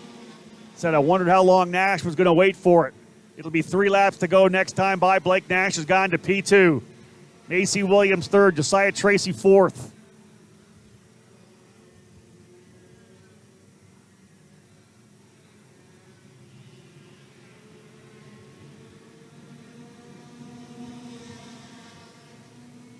One of the things I love about national racing, look at this top 4. You got Nolan Allison from Michigan. You got Blake Nash from California, Macy Williams from Colorado, and Josiah Tracy from Texas. 4 different states represented in the top 4, and they're going to scrap it out to see who's going to get the race win. Allison still leads.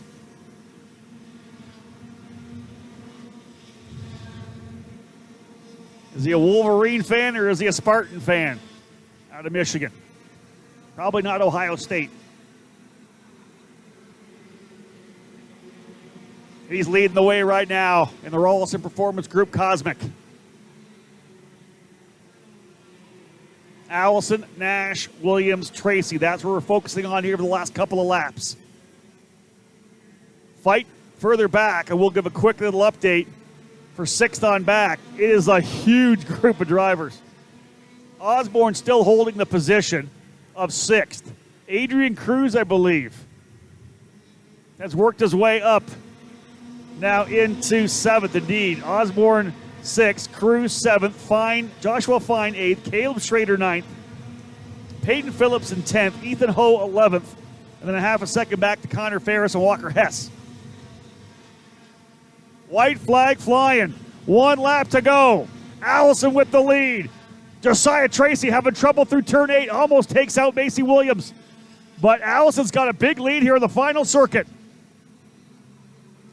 Blake Nash not close enough. Williams in P3. Does she have anything for Blake? I don't think so. Allison good at it. Turn 12 through 13, 14, 15. The S's. He's got a good lead. He's going to cruise onto the front straightaway. This will be the first Pro Tour victory for this racer as well in KA100 Senior. Nolan Allison winning and absolutely jubilant coming across the line. The emotions of Nolan Allison, thrilled with the victory. Allison gets the win. Blake Nash second. Macy Williams third. Josiah Tracy fourth. All alone in fifth, Jace Park. Austin Osborne sixth. Adrian Cruz seventh. Joshua Fine in eighth.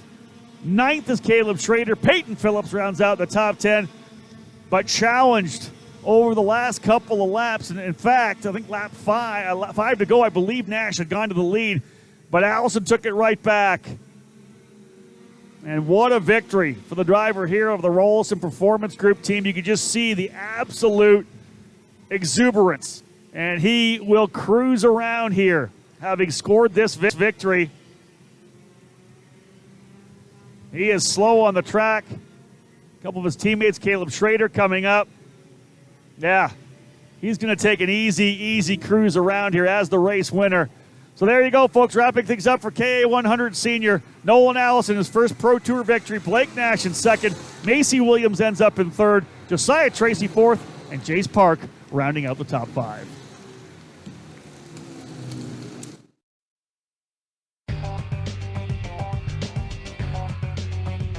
You're listening to turn-by-turn coverage of the Superkarts USA Pro Tour SpringNationals, live from the Cooper Tire Broadcast Center at Utah Motorsports Campus in Grantsville, Utah. This weekend's broadcast is brought to you by Parolin USA, Franklin Motorsports, Trinity Karting Group, and Cooper Tires.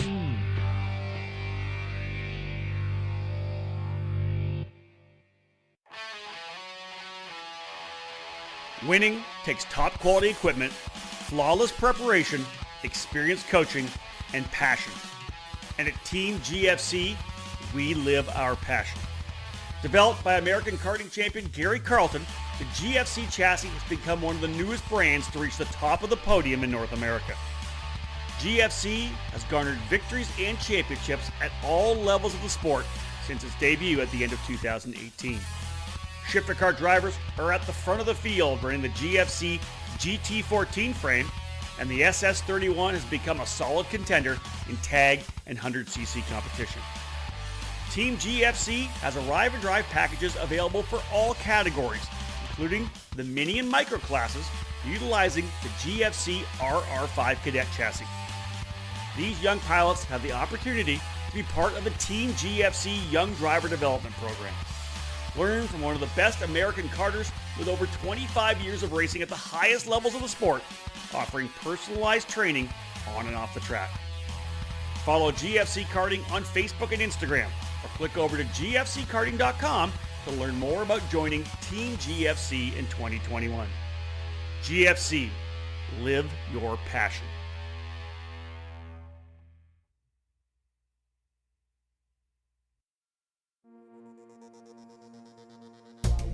Now back to the Superkarts USA Spring Nationals, live from the Cooper Tire Broadcast Center at the Utah Motorsports Campus in Grantsville, Utah, here on the EKN Radio Network.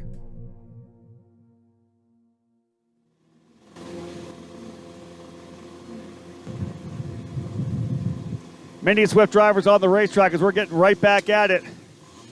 Big win for Nolan Allison in KA100 Senior. Many Swift drivers getting ready to come through turn 17 and 18.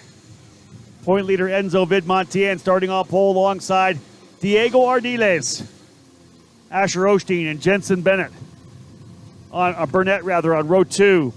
The Ilifs, Jack and Oscar on row 3. Diego Giat and Nico Sarfati on row 4. Sarah Bradley and Charlie Smith row 5. Ben Mayer and Tyler Roberts on row 6. Gage Korn and Alexander Chartier on row 7. Field set, and we've got the green. We're racing. Green, green, green into one. Oh, a couple drivers collected midway through. Got into the side of each other on the entry to one.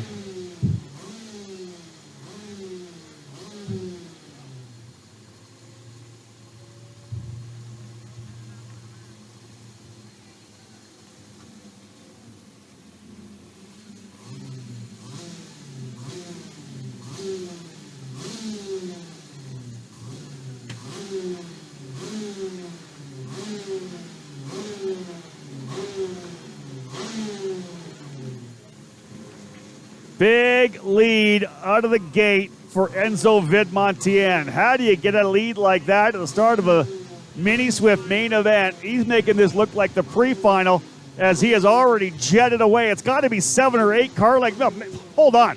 It's a second. It's 1.2, I'm going to say. That's my guess coming across the line. 1.208. Wow. What a lead on the opening circuit. Vidmontien taking advantage of it and rocking and rolling.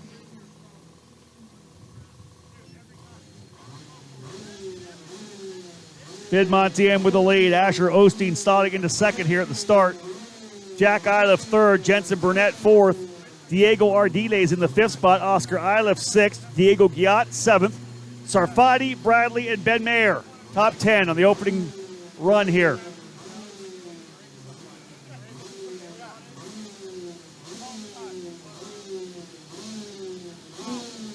$18-lapper again for the drivers here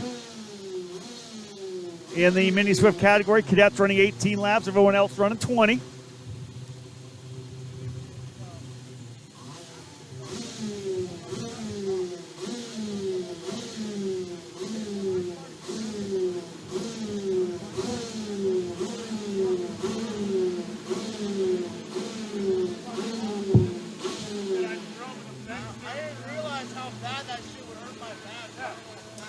Vidmontien's lead now 1.4 seconds as he's stretching it out.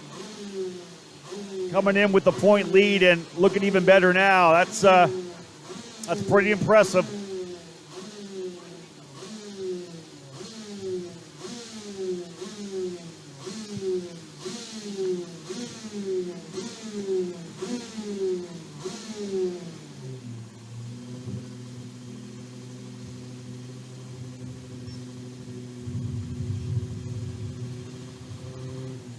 See the rest of the field settling back in.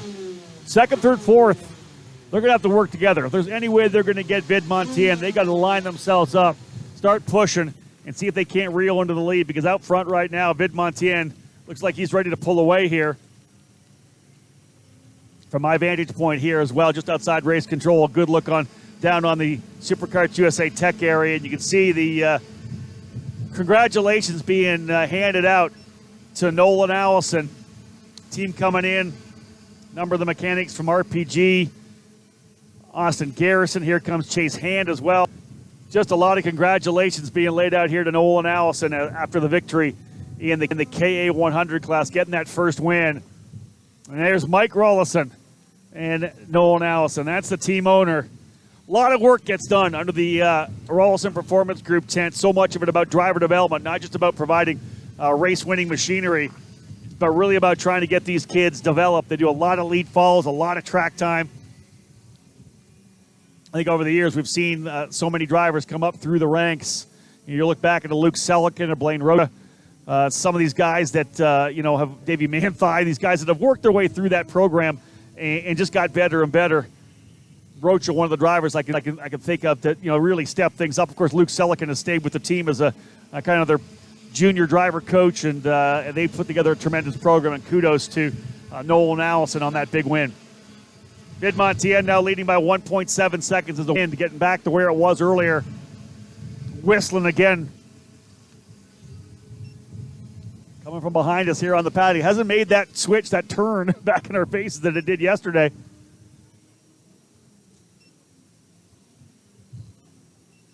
Again, 3 o'clock was kind of the call for that potential precipitation. Haven't seen anything yet. It's actually moved on to 4 o'clock right now. And again, this is Grantsville, which we're not quite in. We're a little further away, I think, from Grantsville based on all the mountain ranges that are around us. We may be getting lucky today. We'll see. Nonetheless, drivers here in Mini will continue to circulate to get this second main event of the weekend in the books. Ben Mayer just turned fast lap. Think about that. Start of the race. What was he, 10th? I think just rolled into 10th. He's up to P5. Let's get a target here now on the 167. He's P4. Ben Mayer is rolling. This is a guy to watch here right now. Went purple again. Man, this wind is stepping up. Ben Mayer, 105.019. 3/10 quicker than the leader, 2.2 back. I'm not good at math, but that's seven laps. He's got to pass some karts first. Ben Mayer right up there on Asher Osteen now. Ben's the kid that we know can make passes. We watched him in such a great career in the micro categories. He'll look to the inside. Boom, boom. There's the pass into turn 10. Hairpin. Book it. Ben Mayer to P3. Does he have what it takes to reel in Vidmontien? He gets by Osteen with a decisive pass to the inside of the hairpin. Now, next up, would be trying to get by Jack Iliff. Now, both those drivers behind have shown good speed throughout the weekend, so you got to think they'll be able to help him move him forward. Here comes the run for Ben Mayer. I think he's going to P2 at the end of the straightaway. Right there. Does he look to the inside? No. Tucks back in. Maybe waiting to make that pass down in turn 10. I think a pass in turn 10 doesn't hurt you quite as much if you get the car to rotate through the center, right? It's some of the places you can overtake here. You'll get the pass done, but you lose so much exit speed that you're going to lose the opportunity to gain on the driver in front. You're going to let him pull away. Because, again, remember, it's a 2-second lead right now for Vidmontien.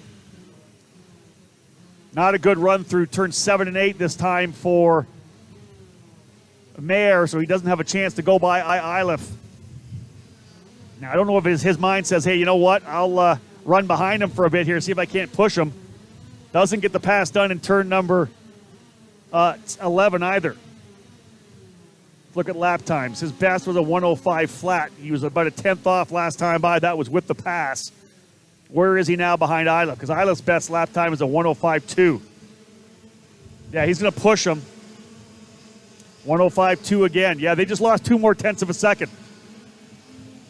I don't think it's working. I think Mayer's got to go by.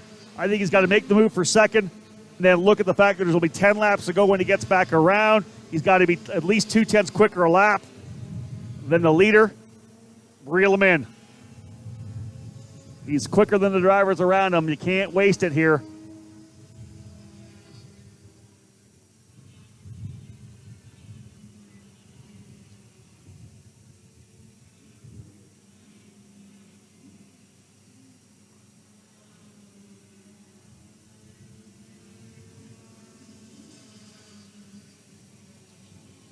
Ben Mayer still sitting in that third position. Jack Iliff holding on to second. Jack Iliff is in a battle for the championship with Enzo Vidmontien, so he doesn't want to lose the spot either. Vidmontien is really taking the matters into his own hands with the victories he's been able to get here. But remember, Jack winning yesterday. Let's have a look at it again. 105.1 for Montien. Iliff 105.3. Mayer 105.4. He's 4 tenths off of the fast time he set back on lap 5. Sitting behind Iliff is not working.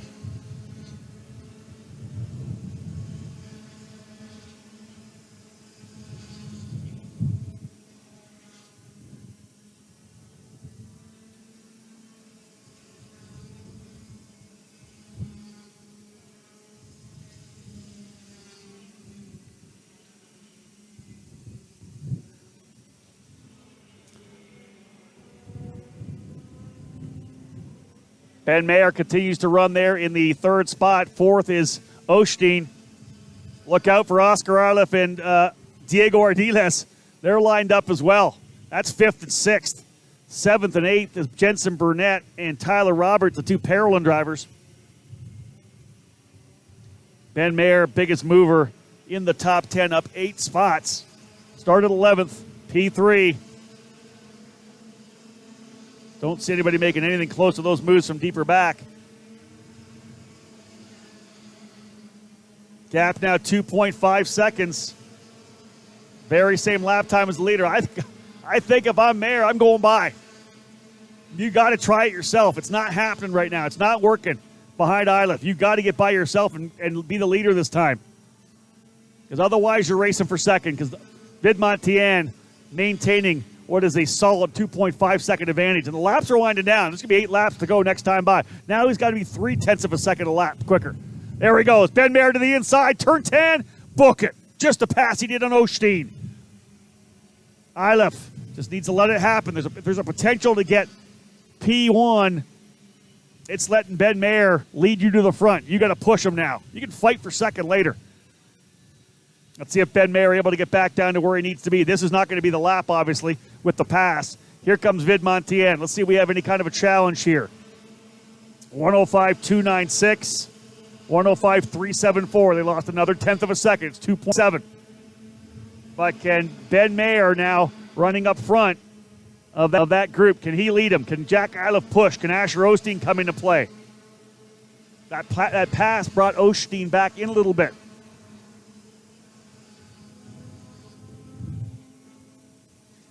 Pro Shifter, Master Shifter up next. After this race, we'll be at the halfway point of our mains. 4 more main events for you in what is a windy and cool Grantsville, Utah here today. Rain still holding off, but it is threatening all around. Clouds heavy, very dark on the bottom half of those clouds. The wind whistling, like everybody looking above.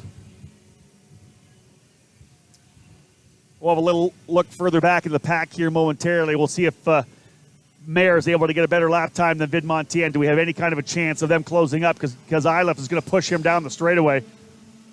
105.3, 105.2, 105.221 for Iliff. So that was the best lap for Iliff. So most definitely quicker with those two drivers lined up like that. They just gained 1/10 of a second. That's not enough, but it's 1/10. Again, we'll pick up a couple of battles a little bit further back here. Tyler Roberts, 7th. Jensen Burnett, 8th. Sarah Bradley running in 9th spot.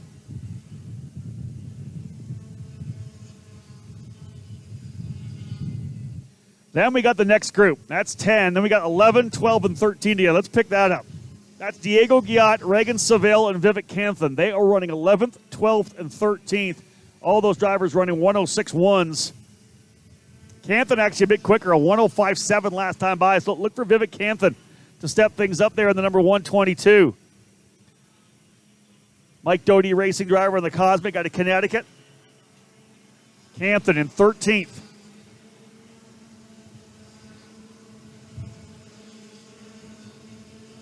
Still 2.6 behind Vidmontien, 105.2, as was Ben Mayer, as was Iliff. They're quicker that way, but not enough to get into that huge gap that Vidmontien developed early.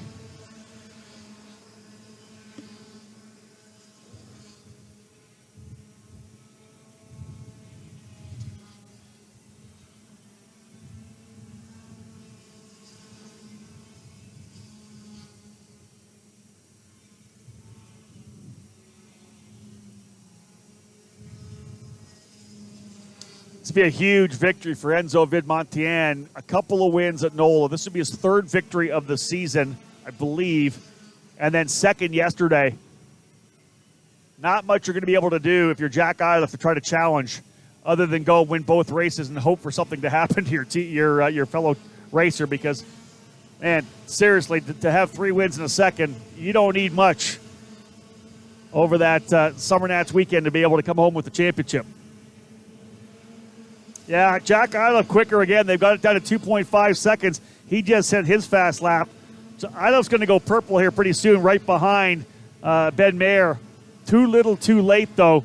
2.5 seconds back, a 105.099. We may see a 104-second lap for Jack Iliff.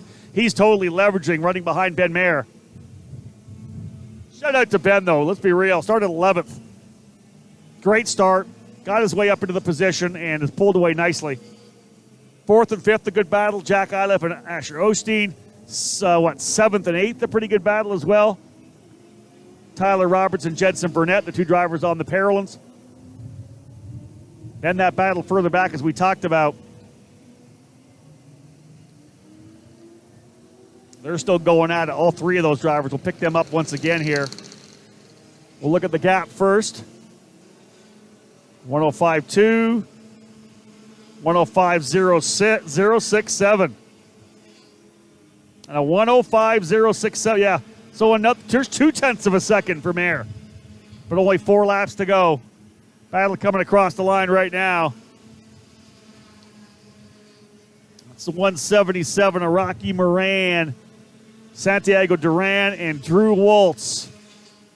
16th, 17th, and 18th. Moran up 7 spots.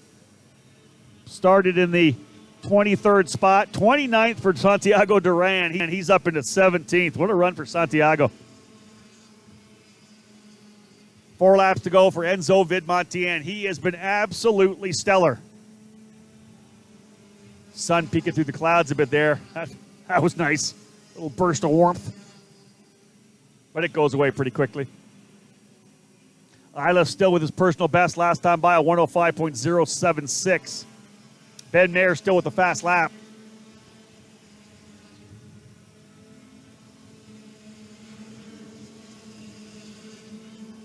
Dropping a couple tenths that last lap.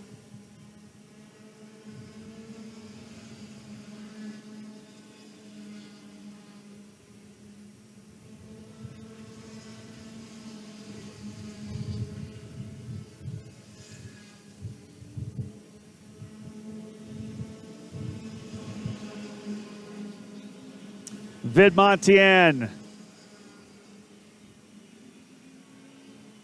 out by 2.3 seconds.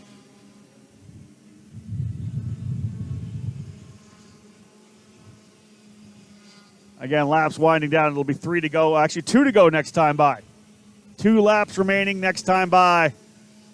SKUSA officials give the black flag to a couple of drivers to keep it clean for our leaders. Here comes Vidmontien out onto the front straightaway. The Team Bennick driver sees the 2 to go.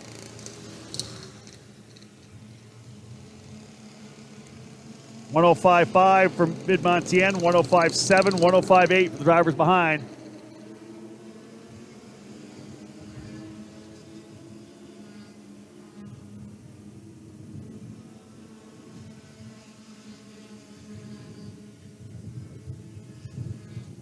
Two laps to go in Mini.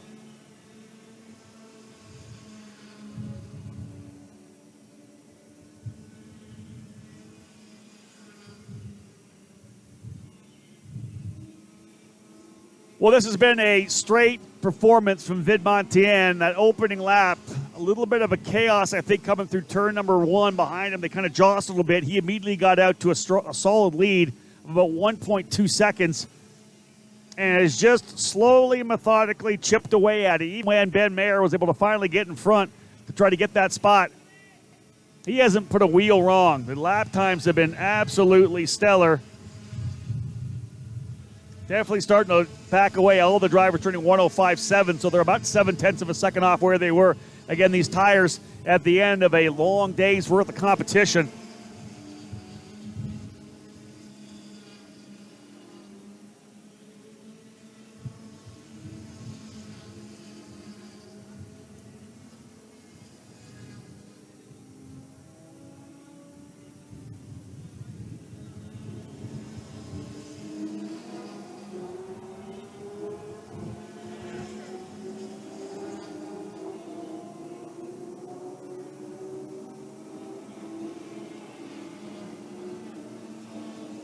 Vidmontien through turn number 11 and 12. Here's the battle, though, going on. Jack Iliff able to get by Ben Mayer in 11.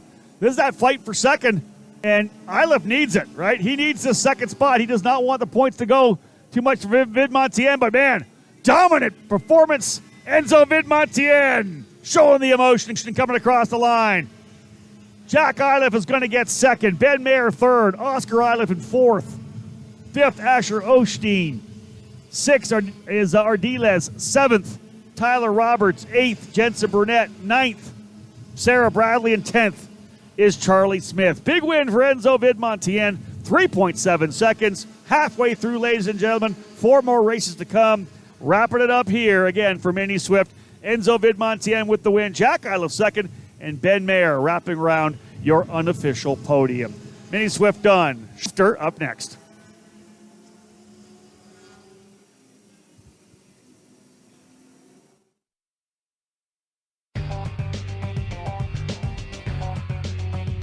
You're listening to turn-by-turn coverage of the Superkarts USA Pro Tour SpringNationals, live from the Cooper Tire Broadcast Center at Utah Motorsports Campus in Grantsville, Utah. This weekend's broadcast is brought to you by Parolin USA, Franklin Motorsports, Trinity Karting Group, and Cooper Tires.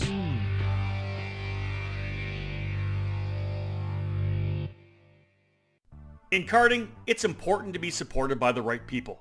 With over 40 years of experience in the sport, Trinity Karting Group has everything you need to make your program successful. We do it all, and we do it right. Trackside support and arrive and drive programs are available in 2021 for the USPKS and the Superkarts USA Pro Tour and SpringNationals, with full product sales and service and professional coaching from our experienced staff. Trinity Karting Group is a full-service operation based at the Motorsports Country Club of Cincinnati, which gives us access to our custom-designed driver training facility. This allows us to offer private, one-on-one coaching to take you to the next level. Trinity Karting Group is also your Midwest home for Tony Kart and IAME, and we're your source for MG and Evinco tires in the region. Tony Kart quality cannot be beat, so call us today to put you in a new chassis for your next event. From arrive and drive and coaching programs to the parts you need, let Trinity Karting Group provide you with customer service and a racing experience second to none. Trinity Karting Group has a long history in the sport, a winning pedigree, and we're dedicated to driver development. We take pride in our professional approach and our positive attitude. Let us build a custom race program for you. Give us a call at 513-421-4463 or check us out online at trinitykartinggroup.com.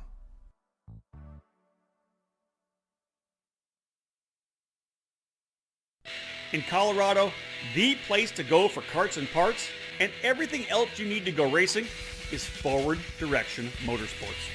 It's Colorado's premier karting company. Owned and operated by veteran karter Greg Welch, Forward Direction Motorsports is located in Centennial, Colorado. FDM has been developed to provide customer service and product sales at all levels and in both in-person and online. We're a brick and mortar shop that serves as the hub for karting in Colorado, and we're a gateway to new racers who can come in and learn about the sport. We also have an online store and can ship all over the country. We can also service all makes and models of engines and karts. Whatever you race, we can take care of you. Forward Direction Motorsports is a comp kart dealer, an authorized Rotax service center, and we can fully support all Briggs 206 racers. We support local karting 100%, and we also have a race team that takes our customers to major regional and national events on the West Coast. From kart prep and coaching to full arrive and drive packages, we offer something for everyone. You don't have to live in Colorado to experience Full Direction Motorsports' vast experience or dedication to customer service. Our online store continues to expand its inventory, and the products you need are just a mouse click away. Head to fdmkarting.com the next time you need parts and equipment fast. We ship daily. Shop online or come to the store to check out our inventory and visit our service department. Head to fdmkarting.com to learn more about our products and services or call us direct at 720-323-3650.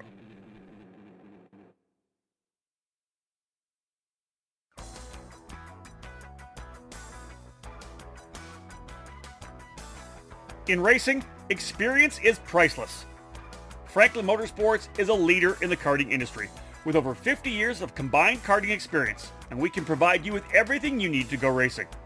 With a large online product selection, select track support events, and a wide variety of shop services, Franklin Motorsports is your complete karting source. Check out our online store at www.franklinkart.com, where all our products are just a mouse click away. We're constantly adding to the growing product selection on the online store, and we ship daily to ensure products get to you quickly.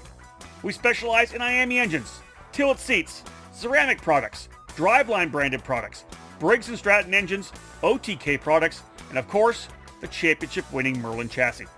In our online store, you'll find a variety of items to fill your karting needs. Franklin Motorsports is also known for our wide variety of services and is home to Innovative Engine Works by FMS, our in-house engine service department. Frame straightening, kart prep, and dyno testing are all services offered regularly at Franklin Motorsports. For all things karting, visit franklinkart.com.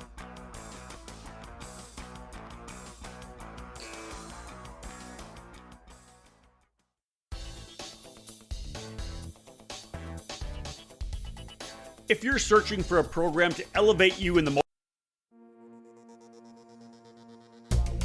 Now back to the Superkarts USA Spring Nationals, live from the Cooper Tire Broadcast Center at the Utah Motorsports Campus in Grantsville, Utah, here on the EKN Radio Network.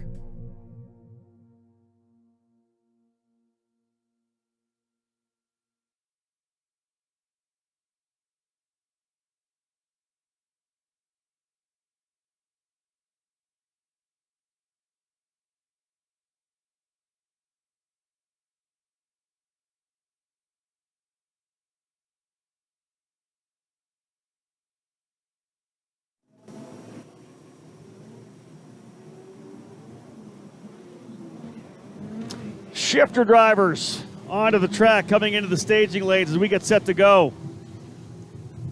Let's have a look at the grid. AJ Myers starting on pole alongside Jake French, Billy Musgrave and Jacob Gulick.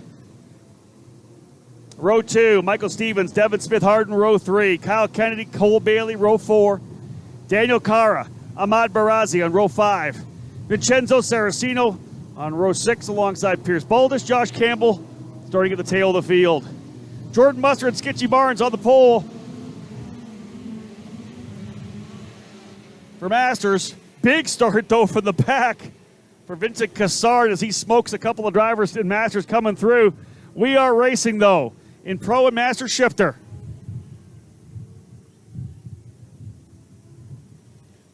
The 5th of 8 races here this weekend. We'll go X30 Junior, Master, Senior after this. 4 more races for you to cap off the day. It's a chilly one, and desert temperatures are again coming down as we expected.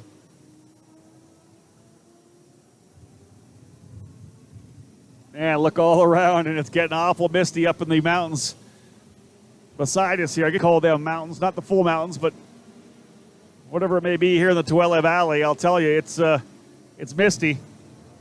We're holding off on any precipitation right now. But I'll tell you, man, no precipitation, no worries, no rain at all for AJ Myers. Guy just smokes it on the opening lap. 0.8 of a second to lead on the opening circuit. Wow, that was coming across the line very dead last. Scott Barnes. Not sure what happened to Sketchy Barnes, but he looked pissed. He was grabbing gears in disgust. Not sure what happened to Barnes. Here's the damage here, though. Big damage up front for the 656. That's Venkat Reddy. DNF yesterday, DNF today. It's like a bent front tie rod, or the left tie rod on the Burrell Art machine. So that's it for Venkat. Scott Barnes has got to dig in.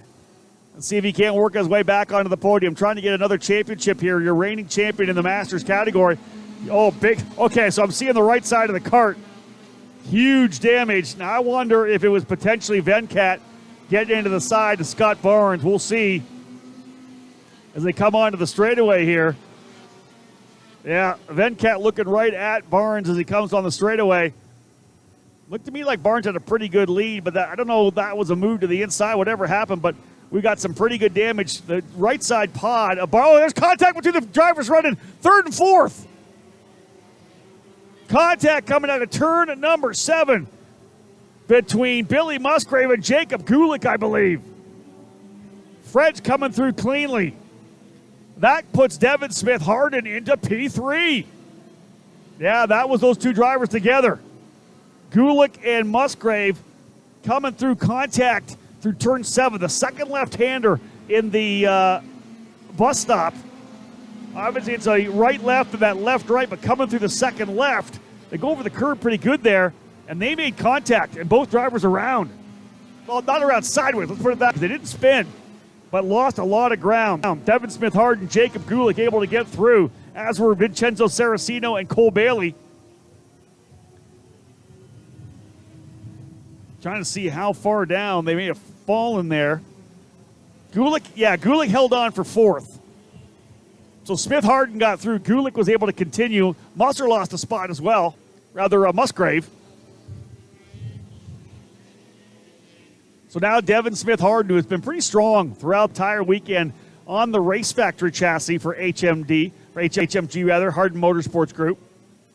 They built a number of the IAME 175cc engines here in the paddock this weekend. He's got Gulick behind him in fourth. Fifth is Musgrave. Sixth, Saracino. Seventh is Cole Bailey. Eighth, Michael Stevens. Ninth, Pierce Baldus. Scott Barnes working his way back forward here in the Masters class. I want to say he's got at least by the 695 of Casey Brown. Barnes' last lap time of 58.325. 3 seconds quicker. They're maybe a second quicker than Ahmad Barazi in front of him. A full second quicker than Robert Fouge as well in the 644. So he may be able to get his way back up. Right now, your top three in Master Shifter, Jordan Musser, Anthony Stifler, and Ben Schermerhorn. Now, let's say this. I said it might have been Venkat Reddy. I think it would, just going to throw it out there, it might have been Vincent Cassard who got together with Barnes. I don't think that Barnes and Reddy were anywhere close on the racetrack, but it was a great start for Vincent Cassard off the line. Let me pick him up and see if there's any damage to that kart. Yeah, because he's running there now. I don't see a lot of damage. I got to think it was him. Barnes. Oh, no, they're giving Barnes the black. Meatball flag for Scott Barnes. Not sure what it was. I think it's just because his pod is pushed up the side. I don't know why you'd give him a meatball if the pod's just jammed up on the side. I've never seen that before. Looks like the rear bumper's okay. Regardless, meatball flag for Scott Barnes. Disappointing. The rear bumper looks fine to me. The right side pod on the kart, that's the engine side, is up. But I don't know why that would be, again, a meatball flag. We would have liked to see Scott get a chance to battle his way back forward. That'll be a DNF and a drop race for Scott Barnes. He brings that kart into pit lane here. Yeah, rear bumper looks intact. The only thing I could think with a meatball would be that side pod that's jammed up. But as I said, I don't think I've ever seen that being a cause for DQ.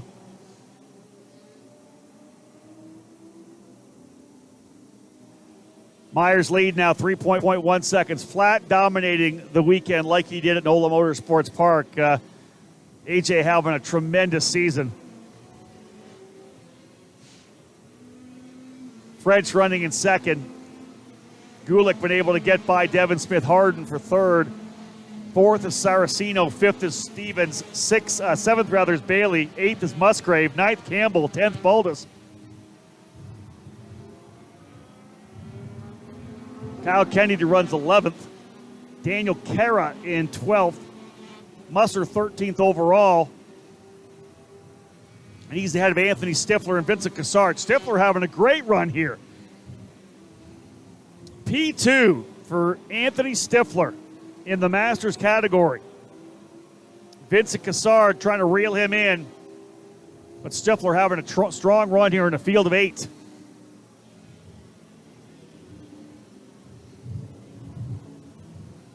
Ben Schermerhorn right behind them. So that's second, third, and fourth running together. Stifler trying to go for P2. Trying to hold off Cassard. Still 12 laps remaining here in Master Shifter, not even to the halfway point. Musser long gone, though. In fact, he's trying to reel in Daniel Cara. Look at their lap times. 57.6 for Cara, 57.4 for Musser. He's 1.4 back, but 0.2 of a second quicker a lap. They'll push the kart of Scott Barnes back after the contact. And I didn't see where the contact happened on track.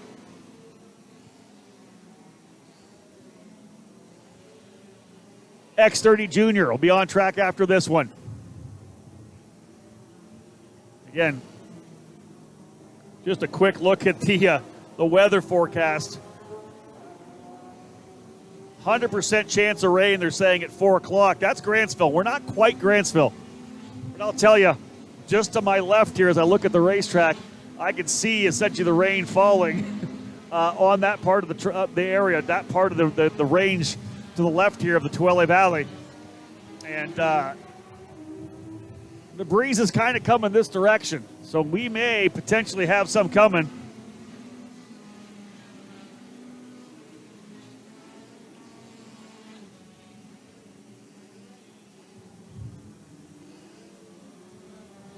Again, looking at the weather, 4 o'clock, that's a half an hour from now, 100% chance.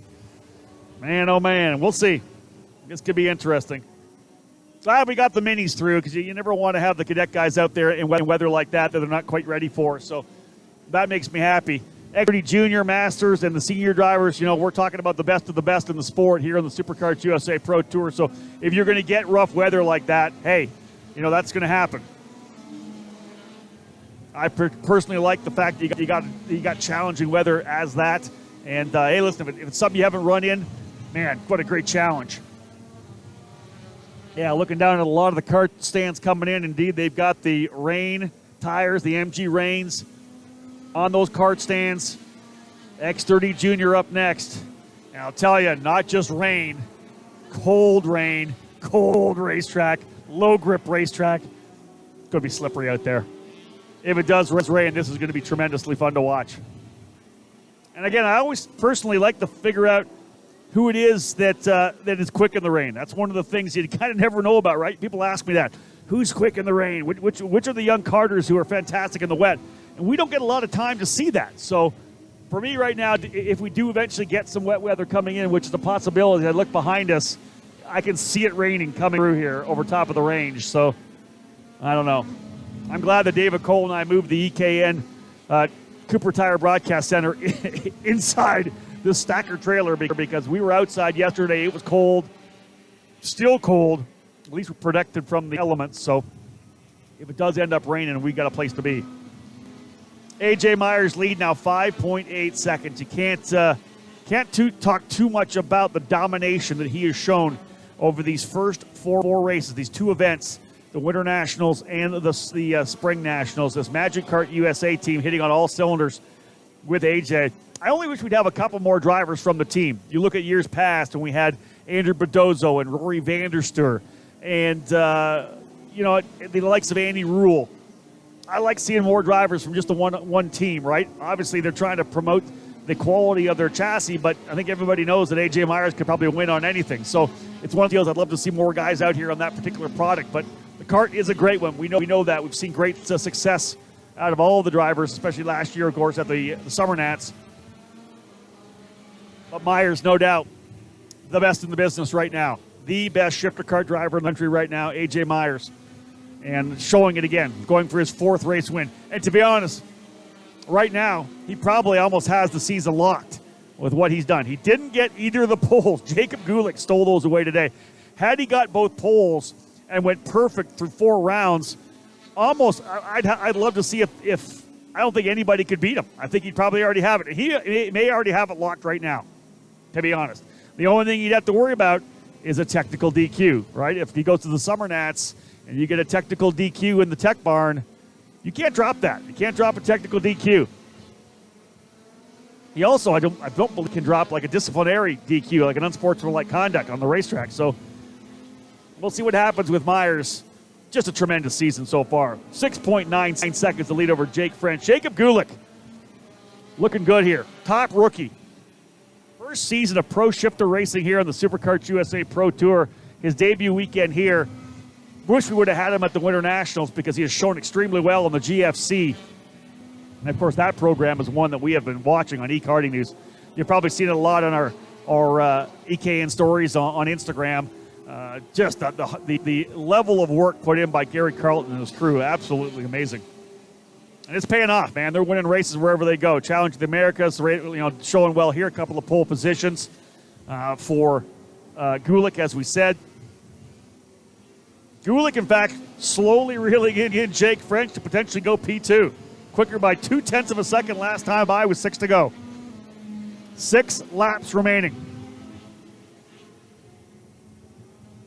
Continue to look over my thing, and you can literally see the rain coming in.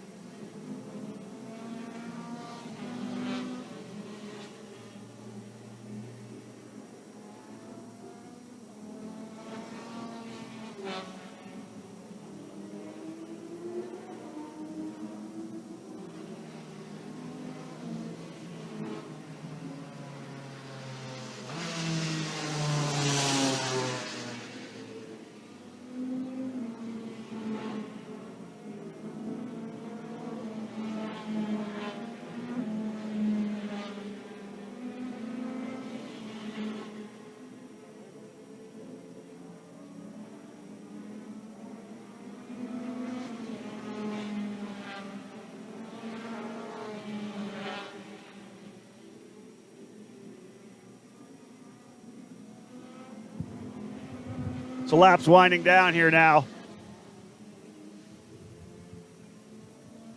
AJ Myers comfortably out into the lead. And Jordan Musser, same thing in the Master Shifter class. Jordan out front and looking good. He's actually able to get by Daniel Cara and up another spot. Big gap back then to Vincent Gassard, who's been able to go to second. Ben Schermerhorn third. Anthony Stifler, who was running in second, falling back now, I believe, to the 4th spot. Schermerhorn still closing on Gassard, though. Similar podium to yesterday. In fact, exactly the same as yesterday. First, second, and third. Let's see if Schermerhorn's got it in for him now.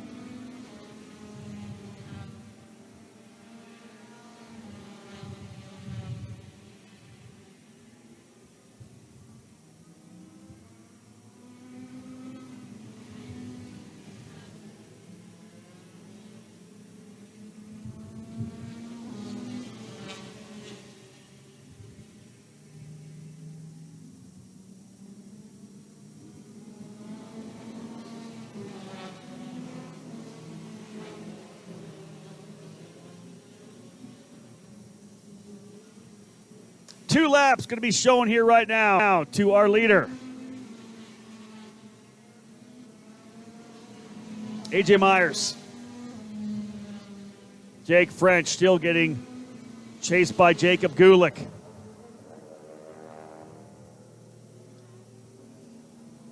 Field pretty spread out, although we do have a pretty good battle here further back in the pro category.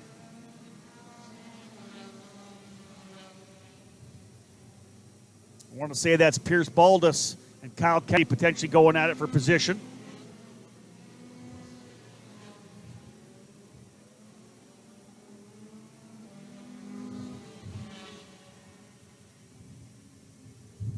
White flag is going to fly for your race leader this time by. Here he comes. AJ Myers leading the way. big lead over Gulick, who has gone to second. Jacob Gulick getting by Jake French. Move Gulick in the GFC to second. French in third. Saraceno running fourth in the final circuit. Devin Smith-Harden, top 5 run. Billy Musgrave, 6th. Josh Campbell, 7th. Cole Bailey, 8th. Lead rookie right now, Jacob Gulick. Top rookie. Kyle Kennedy slipping by Pierce Baldus for 9th and 10th. Jordan Musser, 11th overall, leading the way in Master Shifter.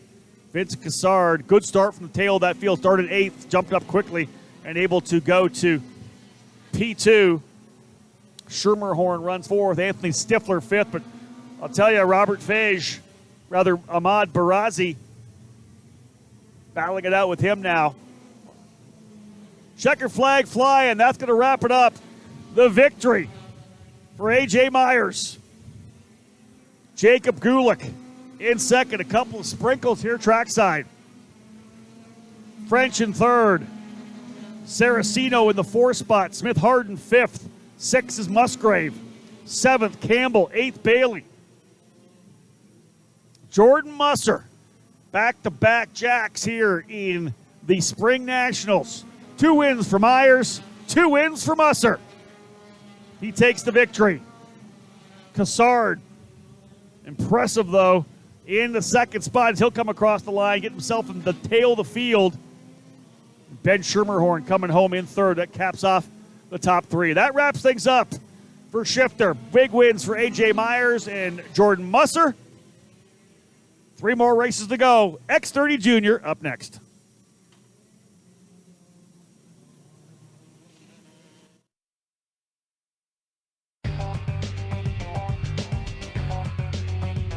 You're listening to turn-by-turn coverage of the Superkarts USA Pro Tour Spring Nationals, live from the Cooper Tire Broadcast Center at Utah Motorsports Campus in Grantsville, Utah. This weekend's broadcast is brought to you by Parolin USA, Franklin Motorsports, Trinity Karting Group, and Cooper Tires.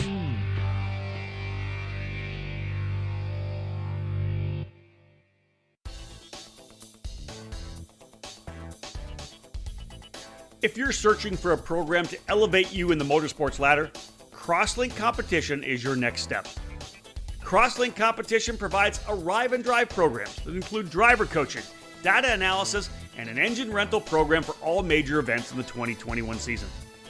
Team Crosslink is scheduled to compete at the Superkarts USA Pro Tour, Rock Cup USA, and United States Pro Kart Series events, along with regional and local programs from their home base in Texas. Crosslink Competition is a full retail shop for the Xpree chassis and OTK kart parts. Many new and used packages are available right now through their Dallas headquarters. For drivers interested in making the jump from karting to cars, Crosslink provides a streamlined opportunity for you. Team Crosslink and Kiwi Motorsports is a championship-winning operation in the F4 United States Championship program, providing the perfect transition within the same. Drivers looking to compete with the elite level karting program or pick up gently used team equipment are asked to call 214-432-4413. Be sure to follow them on all social media platforms at Team Crosslink.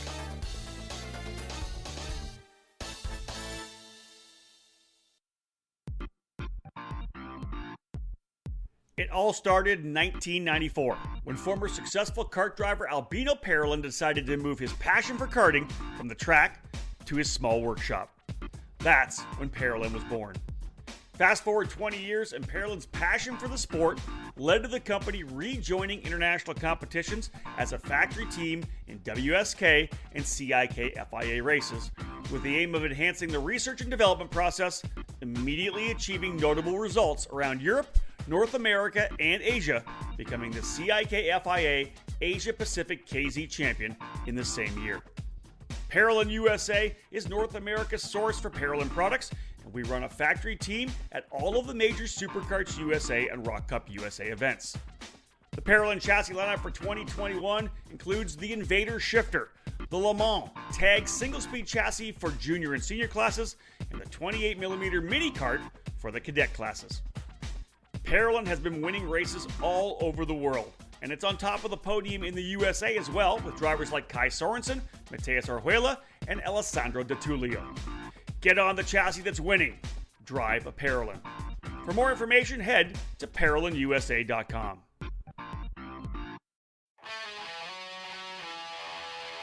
Winning takes top quality equipment, flawless preparation, experienced coaching, and passion. And at Team GFC, we live our passion.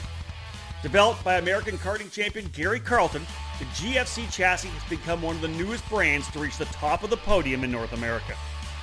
GFC has garnered victories and championships at all levels of the sport since its debut at the end of 2018. Shifter car drivers are at the front of the field running the GFC GT14 frame, and the SS31 has become a solid contender in tag and 100cc competition. Team GFC has arrive and drive packages available for all categories, including the mini and micro classes, utilizing the GFC RR5 Cadet chassis. These young pilots have the opportunity to be part of the Team GFC Young Driver Development Program. Learn from one of the best American karters with over 25 years of racing at the highest levels of the sport, offering personalized training on and off the track. Follow GFC Karting on Facebook and Instagram, or click over to gfckarting.com to learn more about joining Team GFC in 2021. GFC, live your passion.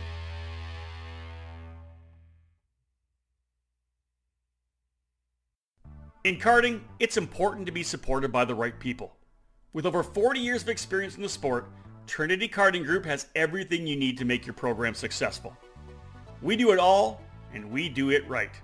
Trackside support and arrive and drive programs are available in 2021 for the USPKS and the Superkarts USA Pro Tour and SpringNationals, with full product sales and service and professional coaching from our experienced staff.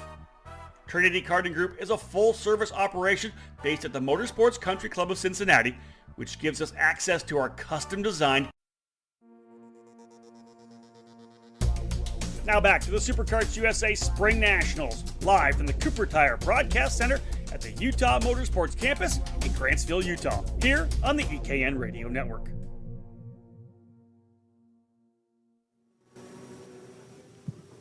Welcome back to live coverage here of the Superkarts USA SpringNationals, round number 4 of the Pro Tour. X30 Junior brought to you by Parallel USA. Onto the racetrack. Jeremy Fletcher starting on pole, Carson Morgan off pole. But let me tell you this, we have had a little bit of precipitation. Sprinkling a little bit. Yeah, I just walked out.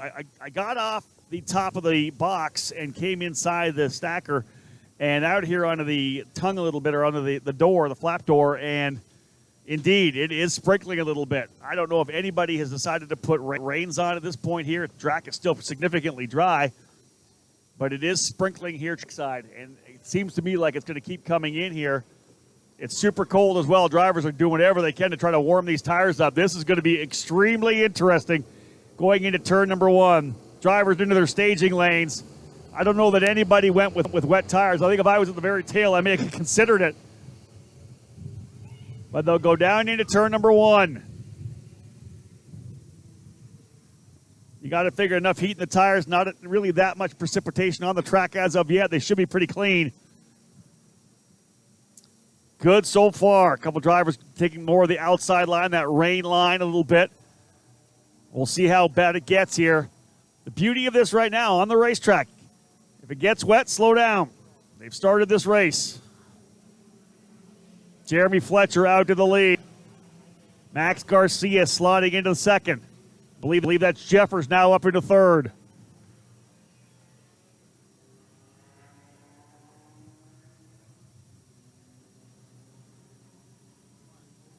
Driver going 4 wheels off, coming out of turn number 10.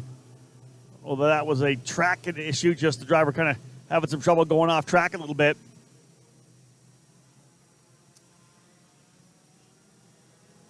Here they come across the line. We'll give you a top 10. Definitely Fletcher and Garcia out to the lead. Carson Morgans runs in third. Jack Jeffers fourth. Chase Hand fifth. Cole Kleck sixth. Parker DeLong into the 7th spot. Logan Toke 8th. Michael Costello 9th. And Caleb Gaffera now into the 10th position. But again, like I said, very interesting right now, as there is a light sprinkle. It's nothing consistent at all yet. So the Drivers could be keeping this track pretty warm as they roll their way through. Again, 22, I believe, in the field. So not a huge field to keep the track dry and warm. But again, as long as you keep the heat in the tires, you should be okay. It is a big racetrack, 9/10 of a mile, 18 corners. That's another thing to think about. It does take them quite a while to get back around. But again, very, very light in terms of sprinkling right now. Nothing that would be any concern as of yet. As I said before, teams all arriving at the grid with the wet weather tires on the kart stands. Nobody making that move to the wets, I believe, though. That would have been somebody to roll the dice deeper in the field. Like, potentially, if it does rain, we're going to come to the front. If it doesn't, though, you're going to chew a set of tires up, as we know.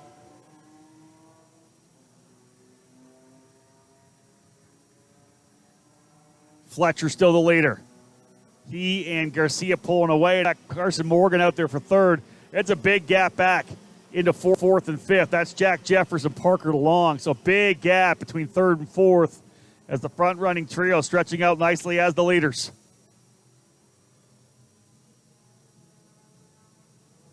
Jeremy Fletcher setting the pace right now.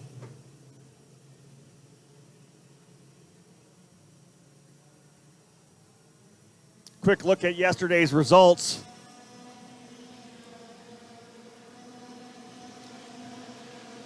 Jeremy Fletcher at DNF, that was his drop. So he is doing whatever he can right now to recover from that, right? Just get a good result in here.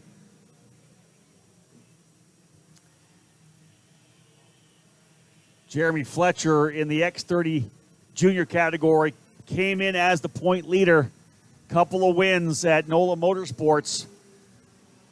With that DNF already yesterday, he's got to think about getting a quality result here. Running top three right now. The win's obviously what he wants, but he's now running second position as Max Garcia's gone by. But even a third place result is good for him. The 2 wins already. He's got a little bit of cushion that he can have in the back of his mind. Whatever you do, race clean. Don't get another DNF, and ideally don't let the guys come from deeper in the field, because right behind them trying to close up is Jack Jeffers, Parker DeLong, Logan Toke, Paul Bocuse. All these drivers trying to get themselves back up into the fight. Fletcher second to Garcia now. Caleb Gaffera just turned fast lap, 60.411. Did they find some speed in the Gaffera machine? Caleb was fourth yesterday. Struggled, though, in that pre-final. Did not look good at all.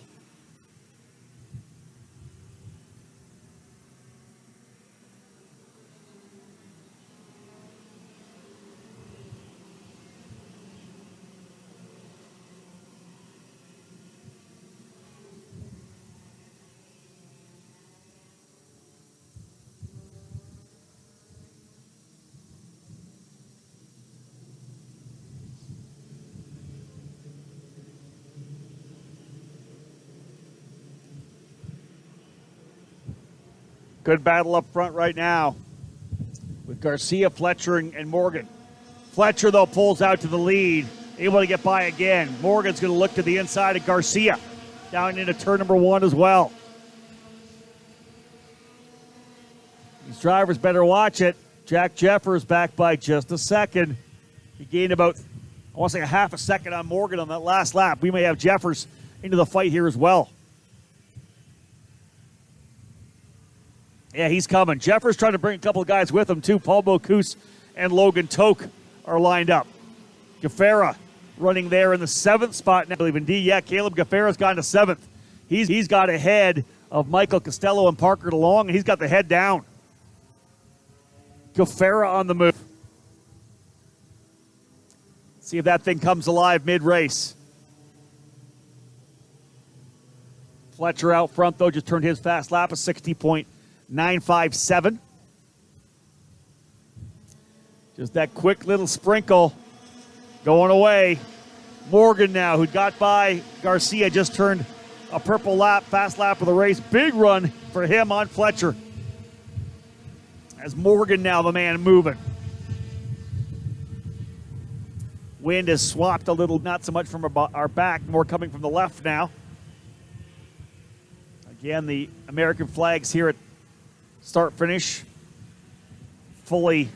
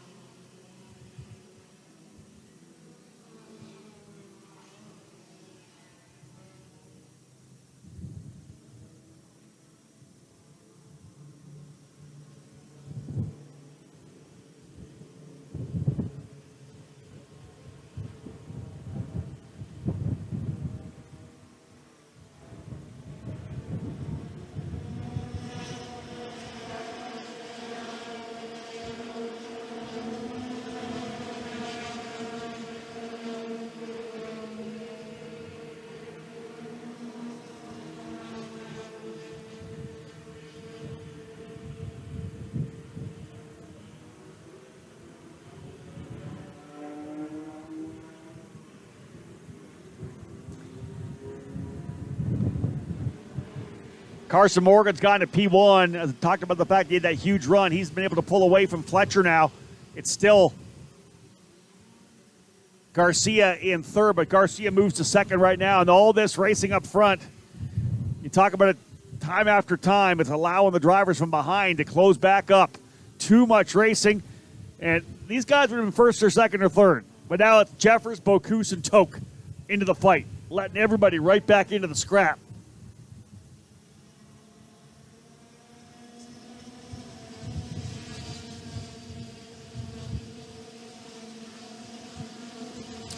Carson Morgan leading by 0.7 of a second early in the run. Not even to the halfway point yet. 12 laps still to go.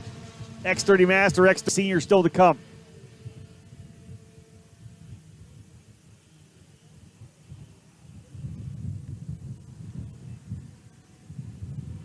Jack Jeffers leading that next group. No, pardon me.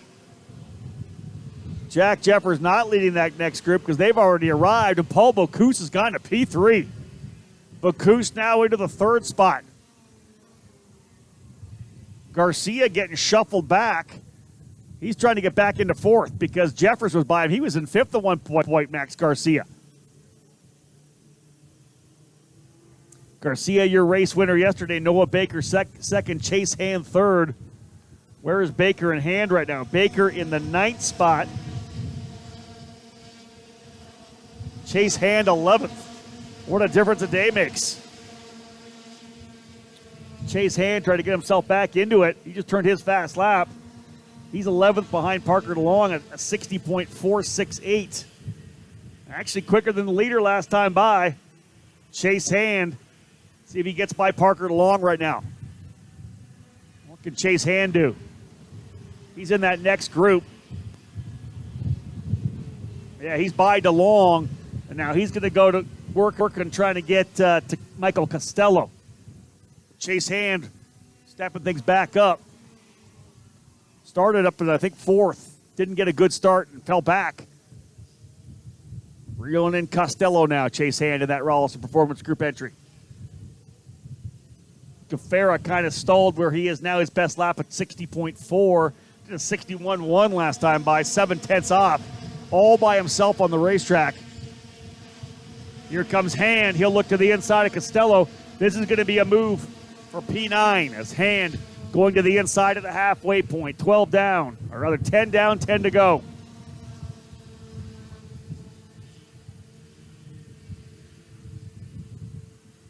Chase Hand on the move. Let's see if the cart keeps coming in. Morgan with the fast lap of 60.339. Fletcher starting to reel him in a little bit. He's got some help from behind. But Paul Bocuse on the Parolin. Bocuse getting comfortable on that Parolin machine. Looking good here. Started sixth, now third.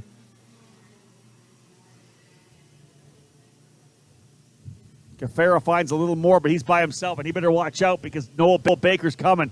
And so is Chase Hand.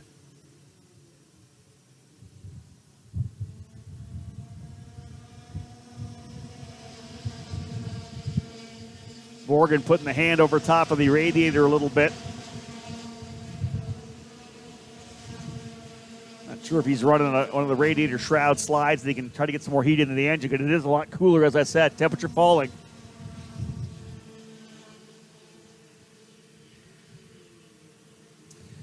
55 degrees here trackside. I think that little bit of a chance of rain might have subsided already.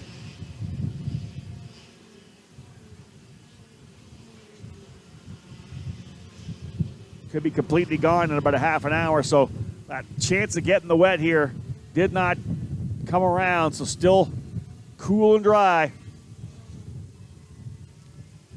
Caleb Gaffera is going to have his hands full with Noah Baker here momentarily, as Baker right on the rear bumper, and Chase Hand running ninth. Toke just turned the fast lap, 60.232. Logan Toke is coming as well. In fact, Toke just made the move by, I believe, Garcia he did, and Jeffers. Logan Toke now into fourth. Best we've seen out of Logan so far today. Frankie Mossman, told you to watch out for him, started 21st, tail the field, dead last on the grid, and Mossman already to 12th. In front of him, Lainey Benjamin, she's worked her way from 22nd to 11th. So Mossman and Benjamin working together. They're 1.5 seconds behind DeLong. Don't quite have the speed to close up, though. Looks like they may have tapped out with where they can get to.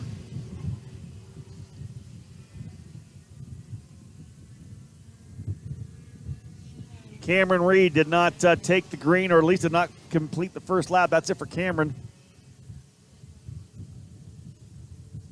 Morgan's lead, less than 0.4 of a second. 8 laps remaining. Logan Toke, the man on the move right now. The 757 RPM machine. Trying to close up on Fletcher. Paul Bocuse getting by. Bocuse has gone to second.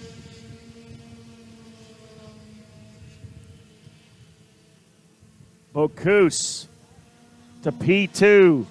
0.3 back. 10th faster than Morgan last time by, and he's on the move right now. Bocuse, the fastest driver here. Putting in the work.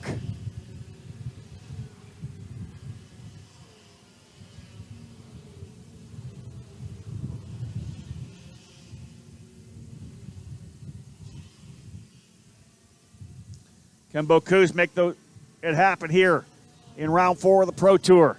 Get that victory.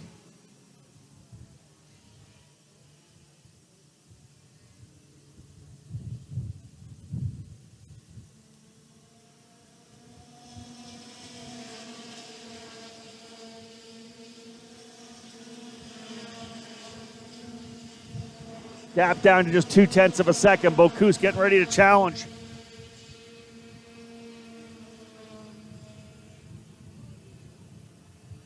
Wind and a little light sprinkle here and there. That's about it. Morgan still with the top time. Still leading the way. A couple of tenths of a second. Fletcher's actually gone back by Bocuse. So Paul was getting close there, but Fletcher trying to get this championship where he needs it to be. Back to P2. Garcia running in the 4th spot. 5th is Toke. 6th is Jeffers. 7th now Hand. Both Hand and Baker by Caleb Gaffera.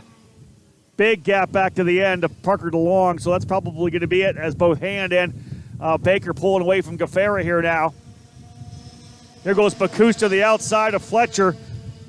Not sure if that's going to work in terms of trying to catch up to the leader here as the laps are winding down. 5 to go.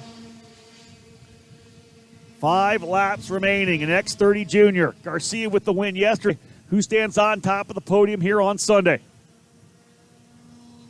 Oh, Morgan using this lap to pull away as they battle behind. Back and forth go Bocuse and Fletcher.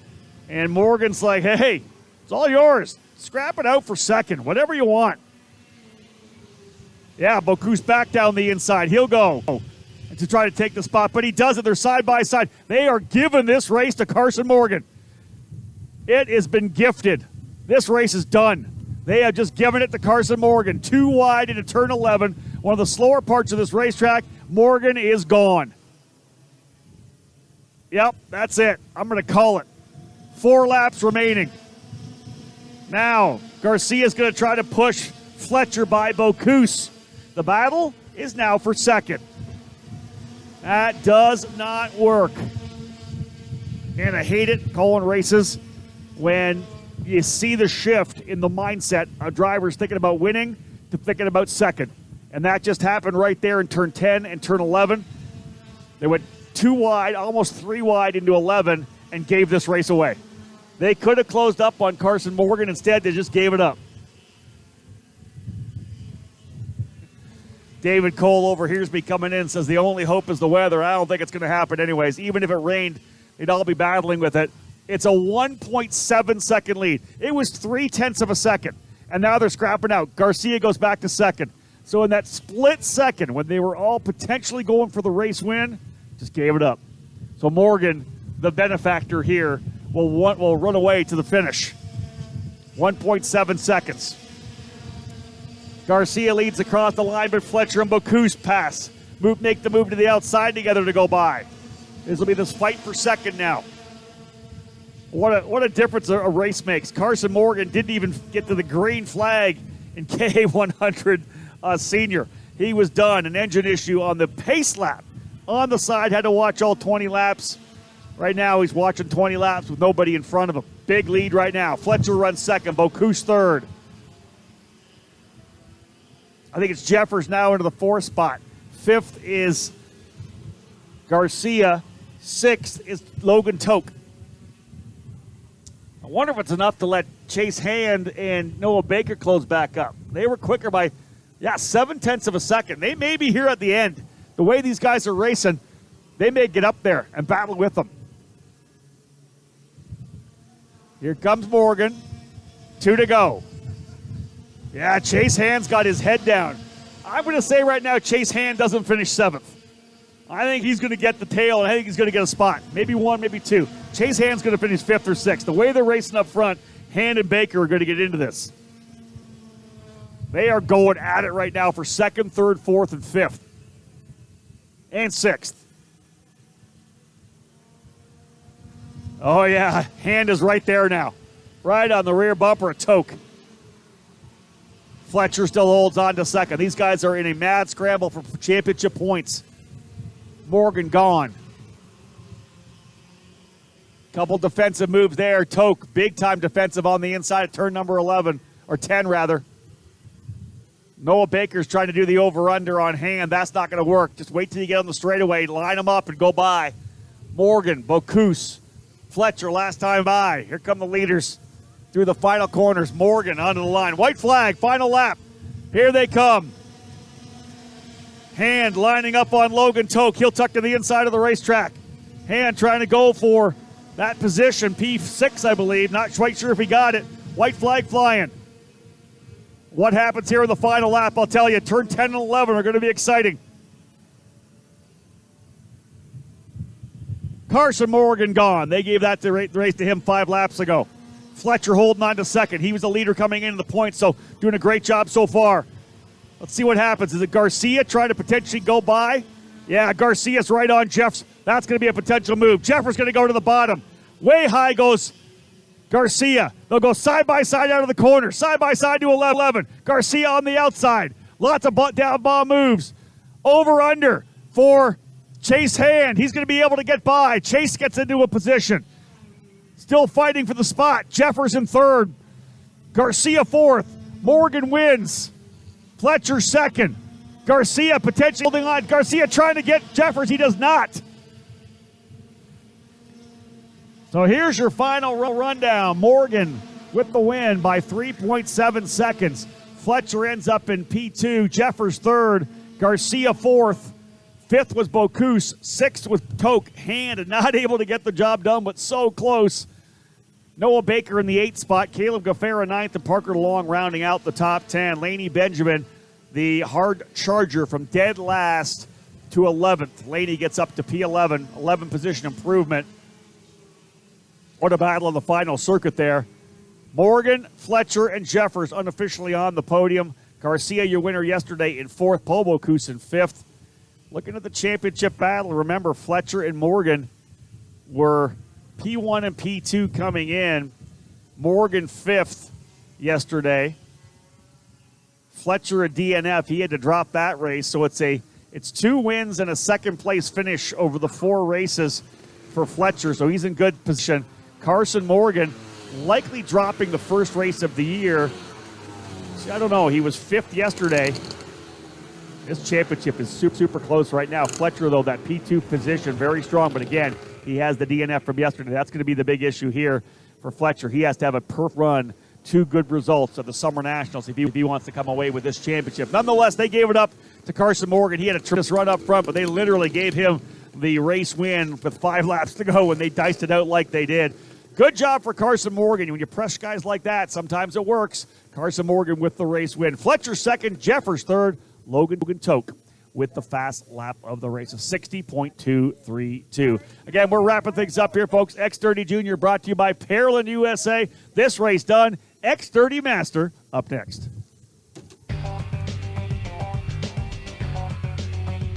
You're listening to turn-by-turn coverage of the Superkarts USA Pro Tour SpringNationals, live from the Cooper Tire Broadcast Center at Utah Motorsports Campus in Grantsville, Utah. This weekend's broadcast is brought to you by Parolin USA, Franklin Motorsports, Trinity Karting Group, and Cooper Tires.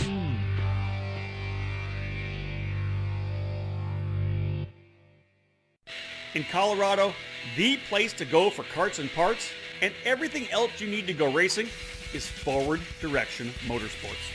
It's Colorado's premier karting company. Owned and operated by veteran karter Greg Welch, Forward Direction Motorsports is located in Centennial, Colorado. FDM has been developed to provide customer service and product sales at all levels and in both in-person and online. We're a brick and mortar shop that serves as the hub for karting in Colorado, and we're a gateway to new racers who can come in and learn about the sport. We also have an online store and can ship all over the country. We can also service all makes and models of engines and karts. Whatever you race, we can take care of you. Forward Direction Motorsports is a comp kart dealer, an authorized Rotax service center. Now back to the Superkarts USA Spring Nationals, live from the Cooper Tire Broadcast Center at the Utah Motorsports Campus in Grantsville, Utah, here on the EKN Radio Network.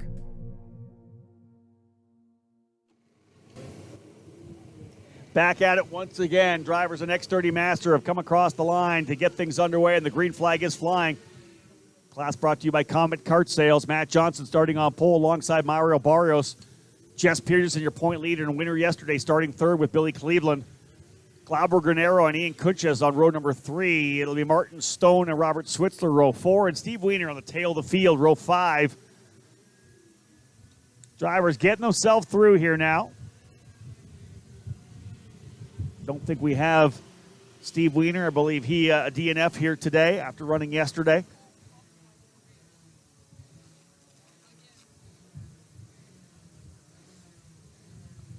Matt Johnson with the lead coming from the hole shot. Jess Peterson sliding into second. Barrios goes third. Not a great start for Billy Cleveland. Tough one for Billy as he lost position to both Glauber Granero and Ian Kunches.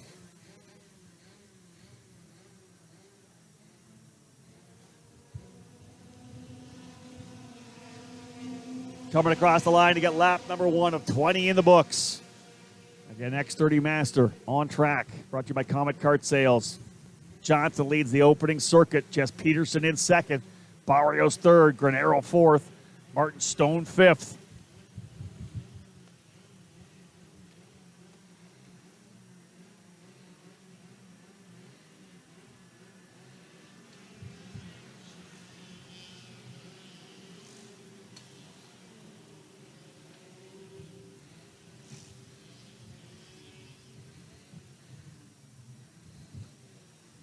See how things settle out here early on. Billy Cleveland, who finished third yesterday, a last lap pass on Barrios gave him that final position on the podium, but not a good start for Cleveland. Started fourth and quickly got dropped 2 spots to Granero and Stone. He'll have to get back in it quickly and not let the leaders pull away. As Johnson, Peterson, big gap. Barrios in the third spot. Cleveland now into fourth.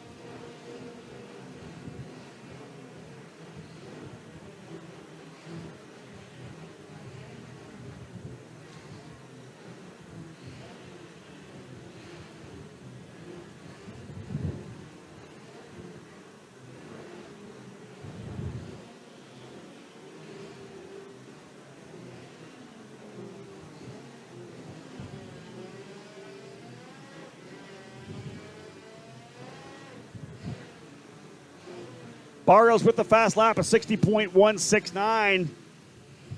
Says we may have a good little scrap up front between Johnson, Peterson, and Barrios. Cleveland is not quite there, about 2 to 3/10 of a second off. P4, he's separated by Martin Stone by 2.2, but I'll tell you, Jess Peterson locked and loaded on the leader. Precipitation pretty much gone away now. We had a little chance of it, but didn't come to fruition. We are back at it here.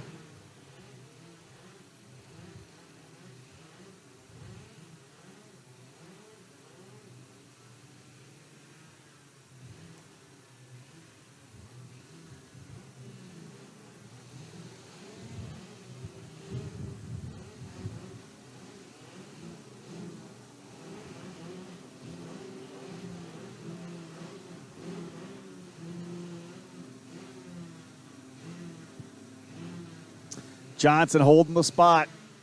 Barrios closing up, though. I like the way things are tightening here. Well, all three drivers last time by turning 60.2s. I want to say that Barrios was quicker, than the leader by 0.04 of a second.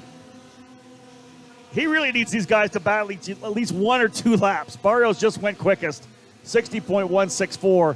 He just needs them to go side by side one corner, and I think that he'll be back in it. Right now, just a half a second back. Jess Peterson absolutely glued to the rear bumper of Matt Johnson. Those of you at home listening on the EKN radio network, I'm sure you can just imagine these guys locked. 2 of the best Masters drivers in the country. Peterson leading the way.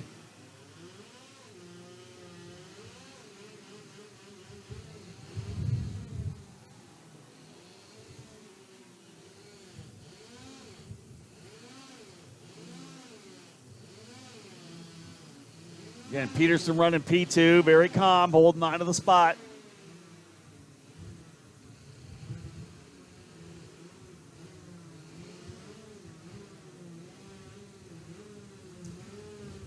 We'll give a shout out to Jess Peterson and his wife.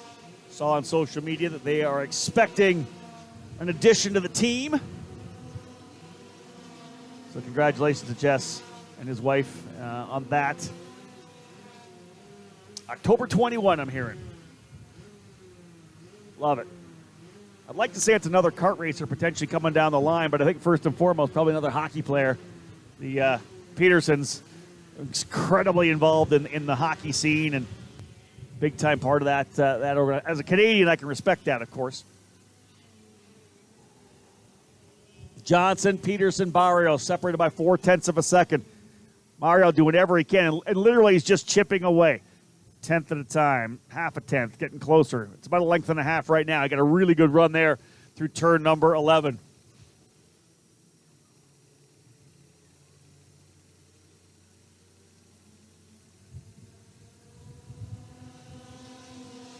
Oh, a little bit of contact there. Not so much contact. Johnson right on the bumper. Peterson right on the bumper. Just thinking about moving to the inside of the racetrack. And when it happened, Johnson kind of got moved aside a little bit, so a little contact there, but Peterson still second, Barrios third. We're not even to the halfway point yet of this final. It's a 20-lapper for drivers here in Masters, so just settling in. This guy's showing them kind of how to do it. Barrios is closed right back up, so top 3 essentially locked together now. Bill Cleveland all by himself in 4th spot. Was 3rd yesterday, P4 today. Good to have Billy out here with us. Didn't come to Winter Nats, but I know Mike Rawlson convinced him to come out here to Utah, and he's been strong. Martin Stone in 5th. Ian Kunchez in the 6th position. Glauber Granero in 7th. Switzler runs 8th. X30 Senior next. Going to wrap up the weekend with the barn-burning brawl with the drivers in X30.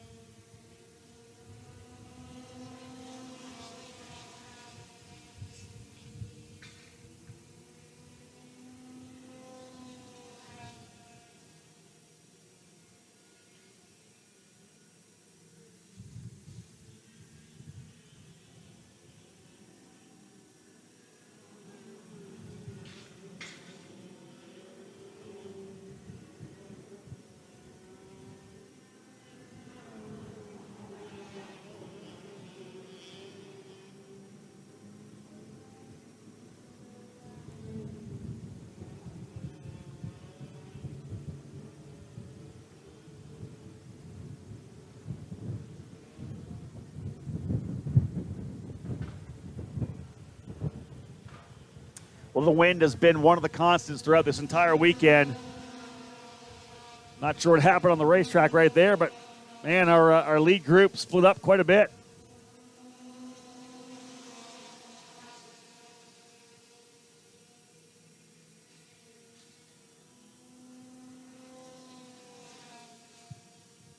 Johnson got a 0.3 of a second advantage there when they were nose to tail. Matt's trying to pull away a bit. Let's see if Jess can put it back together. Although I'll say this, Peterson looking really good in the championship right now.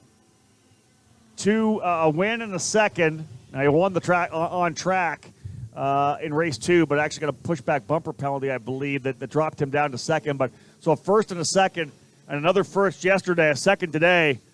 I don't know that he can lose this championship. Barrios with a second and a third in the 2 races, and then yesterday fourth. Jess Peterson, even if he finishes top 3 here, is going to be in such a good position to win this championship.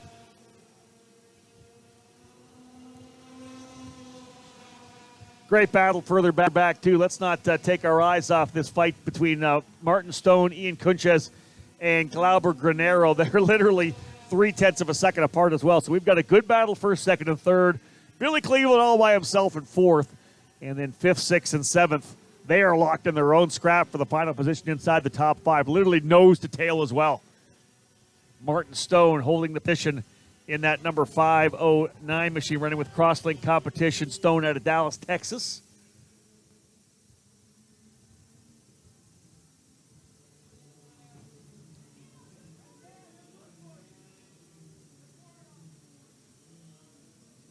Kunches on the forward direction motorsports machine. And then Glauber Granero running with Orsolon Racing. So Stone out of Texas, Kunches out of Colorado, Granero out of Florida. We talked about it before. I love the cross-section where everybody's from. Johnson and Peterson, of course, a couple of Californians. Barrios out of Florida. 9 laps to go in X30 Master. Waiting to see how this battle plays out.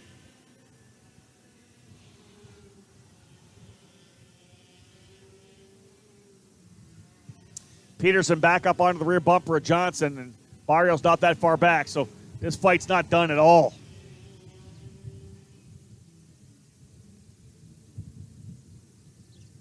In fact, Johnson running down the inside of turn number 11 like he's trying to do some defensive maneuvering. Early in the race still. We're only into the second half of this. Long way to go.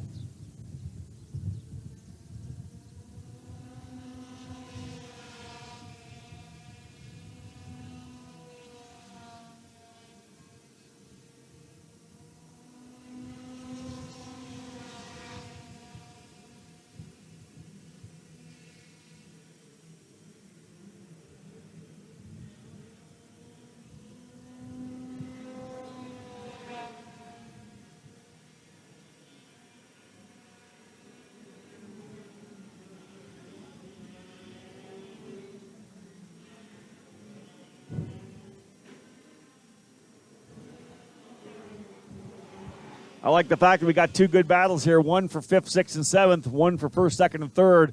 Johnson eking out a bit of a little lead here now as Barrios has gone by Peterson. Barrios goes to P2 now, getting by Jess Peterson. And Barrios has got the championship on his mind as well.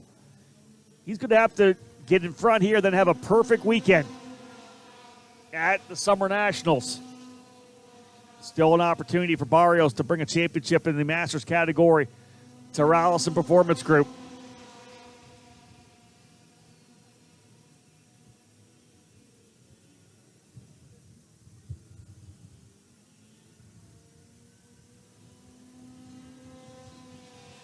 Matt Johnson, second to Peterson yesterday.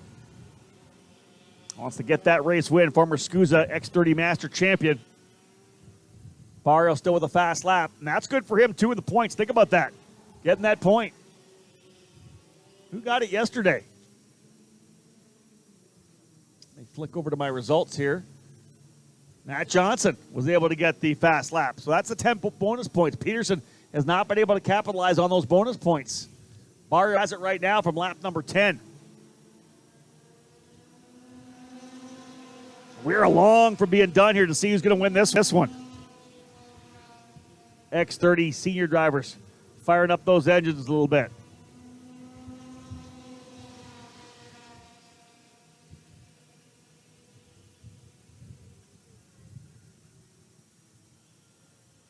Six laps to go. Kicking away in this Comet Kart sponsored X30 Masters class. 30 years of age and older.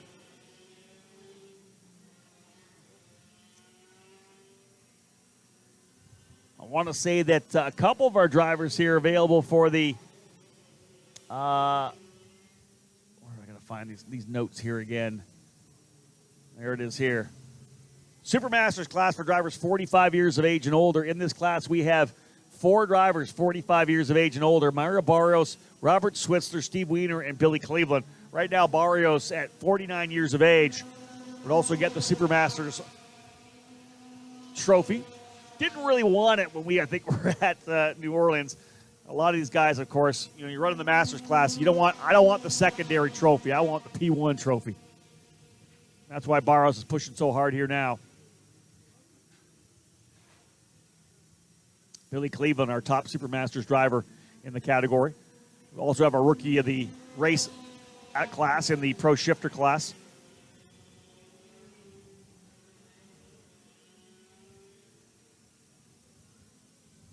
Yesterday in the Pro Shifter category, Josh Campbell getting that award. We'll have to make sure Josh comes and gets that trophy. Jacob Gulick getting it today.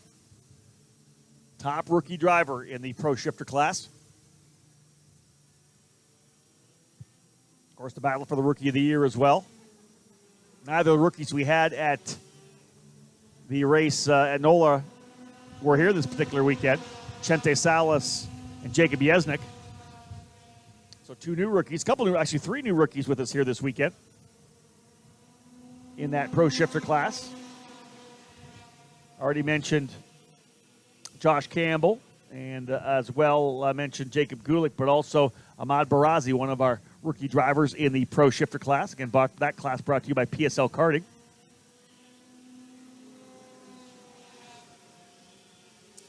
Barrios has gone to the lead. This is a big championship shift as Barrios to P1. Can he get the race win and the fast lap? He's got that right now with 4 to go. Does Mario Barrios hold the spot? Johnson's trying to hold it off here from Jess Peterson. Johnson looking for P2. He wants that win back, but Barrios has been able to go to the lead. He was 3rd, got by Peterson, and has now got by Matt Johnson. Barrios now the leader.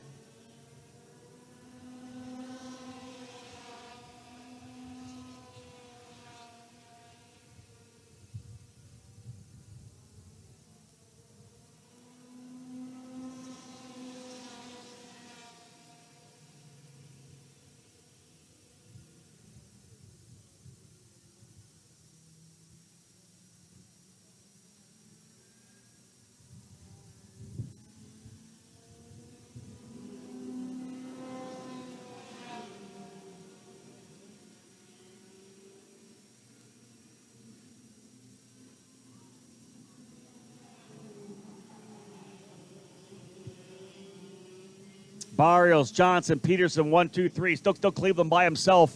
Back by 2.4 seconds, up by 8.1.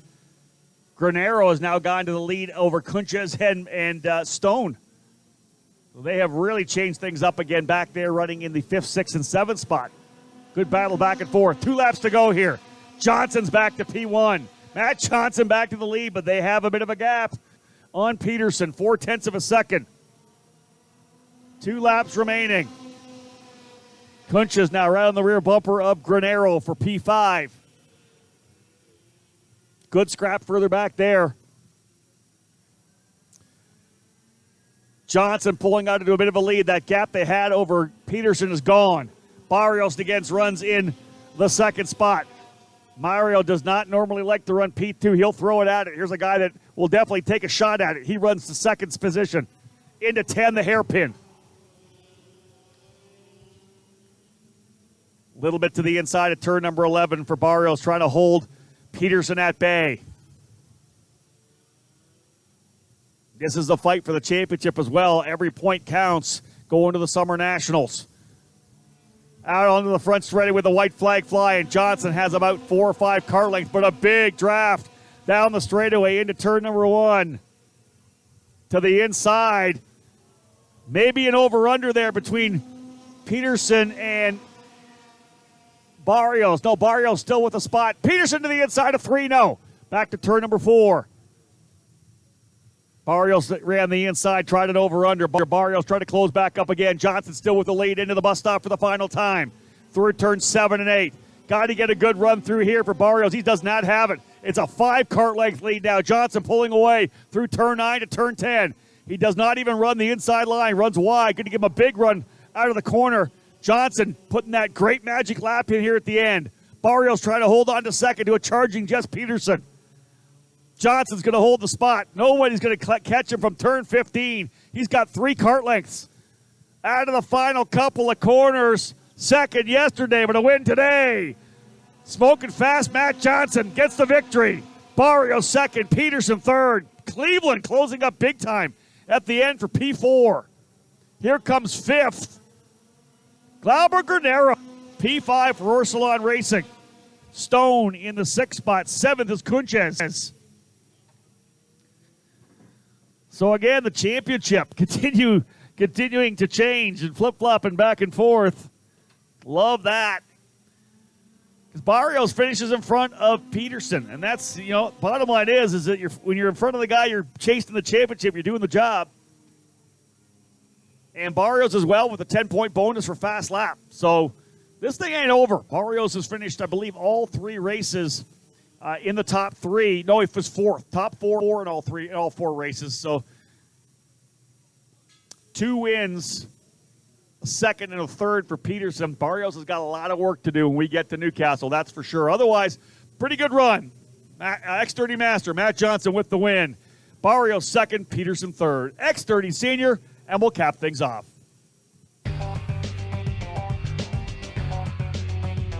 You're listening to turn-by-turn coverage of the Superkarts USA Pro Tour Spring Nationals, live from the Cooper Tire Broadcast Center at Utah Motorsports Campus in Grantsville, Utah. This weekend's broadcast is brought to you by Parolin USA, Franklin Motorsports, Trinity Karting Group, and Cooper Tires.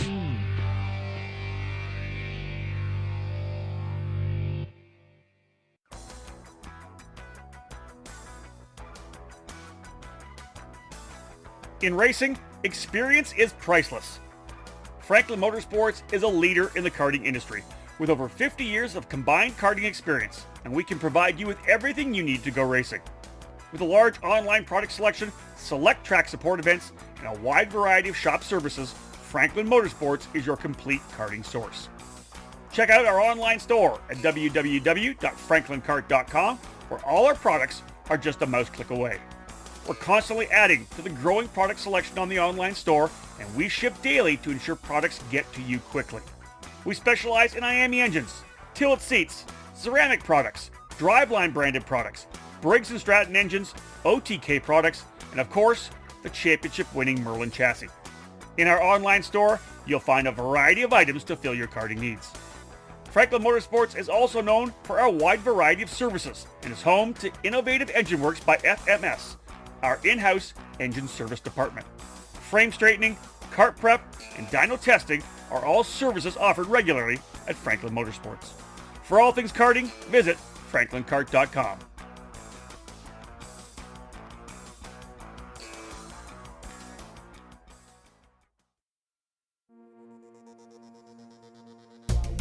Now back to the Superkarts USA Spring Nationals, live from the Cooper Tire Broadcast Center at the Utah Motorsports Campus in Grantsville, Utah, here on the EKN Radio Network.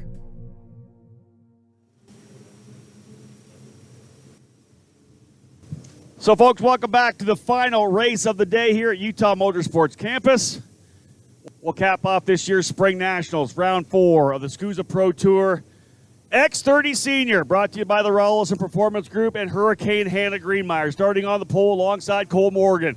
Row 2, Connor Zilich and Nate Cicero. Row 3, Thomas Naveau. Nepfu rather, and Jake Drew. Then we'll have Oliver Hodgson starting 7th alongside Oliver Calvo. Brandon Tyner and Kyriako Sukas on row 5. Aiden Fox, Edward Ports, row 6. John Burke alongside Ethan Ho on row 7, while Dante Yu 3rd yesterday, starting 15th with Finnegan Bailiff. Row 9, Philip Dimkevich and Cody Diggs. Row 10, Timothy Carroll and Tevin Robbins. Row 11, Alex Siragusa and Macy Williams. Field set. Green, green, green! Racing for the final event of the day. X30 Senior, clean and green through turn number 1. Drivers will go at it now as they work their way out of the opening corners.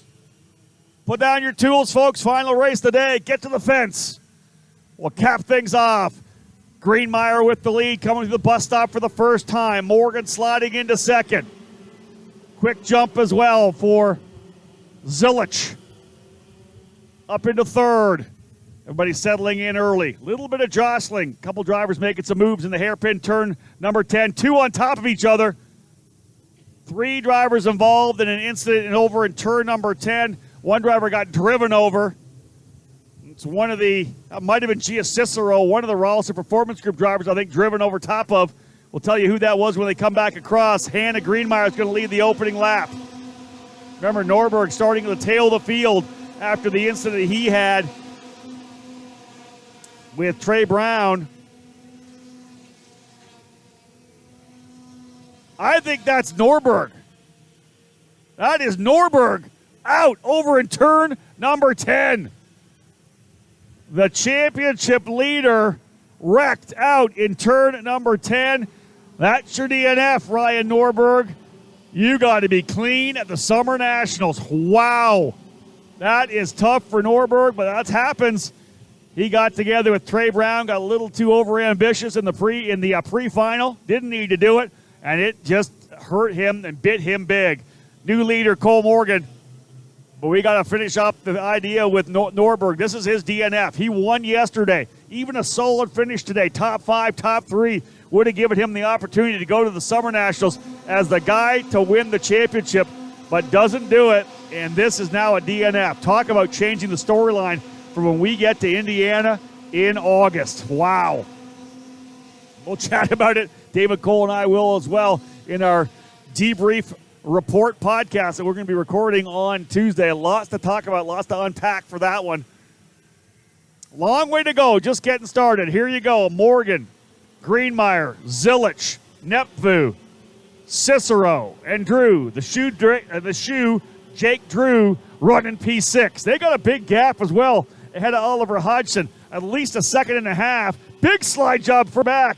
That was Calvo on Tyner. Throwing in the leading edge motorsports machine. I'll tell you, we're not done up front here either. Greenmeyer's getting roughed up a little bit. Zilich went by, as did Nepfu. Let's see if Hannah gives it back. They went by her over in turn 11. She's going to tuck back in.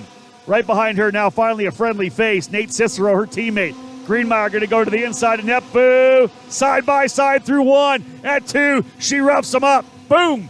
She goes back to P3. Back to 4th, rather, I think, for Greenmeyer. Top-level X30 Senior racing, the best of the best here. And this racing for second, we've seen it before. Cole Morgan pulling away as the race leader. Oh, a couple drivers together coming through the exit of the horseshoe, or rather the bus stop, pardon me. And that driver roughed up a little bit off the track. That was David Cole, I think, from EKN, who had to take evasive maneuvers. I'm trying to figure out who that driver is off. Roughed up coming on the exit of the bus stop. They'll come across the line. We'll see who's falling down the order for you. The 349 is in. No way. That was Trey Brown again, I think. It was. What a day for Trey Brown. Whew. Dusted out by Norberg in turn 1 in the pre-final. Roughed up here coming out of the bus stop as well. So Trey Brown in 28th. Ryan Norberg didn't even get the opening lap, and that was Finnegan Bailiff coming into pit lane as well. Woo! Some good guys on the sidelines already. Up front, are we signaling the arrival here at Cole Morgan? We saw both Morgan brothers come up through the ranks in the mini category, in the junior class rather. Cole jumping up into senior last year, and I'll tell you, he has been very impressive here this year as well. Looking good in KA100, and now leading the way here in X30. Cole Morgan. Out of Anaheim, California. Under the RPM tent. Greenmeyer still second. She just went purple as well. Turned the fast lap, so Hannah Greenmeyer trying to stretch away. Best way to do it right now. You don't want that gaggle of cars around you. This may be the best thing for Greenmeyer and Zilich. They run second and third. You're not in that big group that stays together for the entire race. Dyson back and forth, making dumb passes early in the race that mean nothing. Get out clean. Second and third for Greenmeyer and Zilich. Now go chase down Morgan. You have a whole race to chase him down because you only got to make the pass on the final circuit. We'll check out the lead. It's 0.6 of a second last time by for Morgan over Greenmeyer. Now down to just 0.4 as Greenmeyer closing up. Zilich and Cicero turn their fastest laps, but Greenmeyer now goes to P2.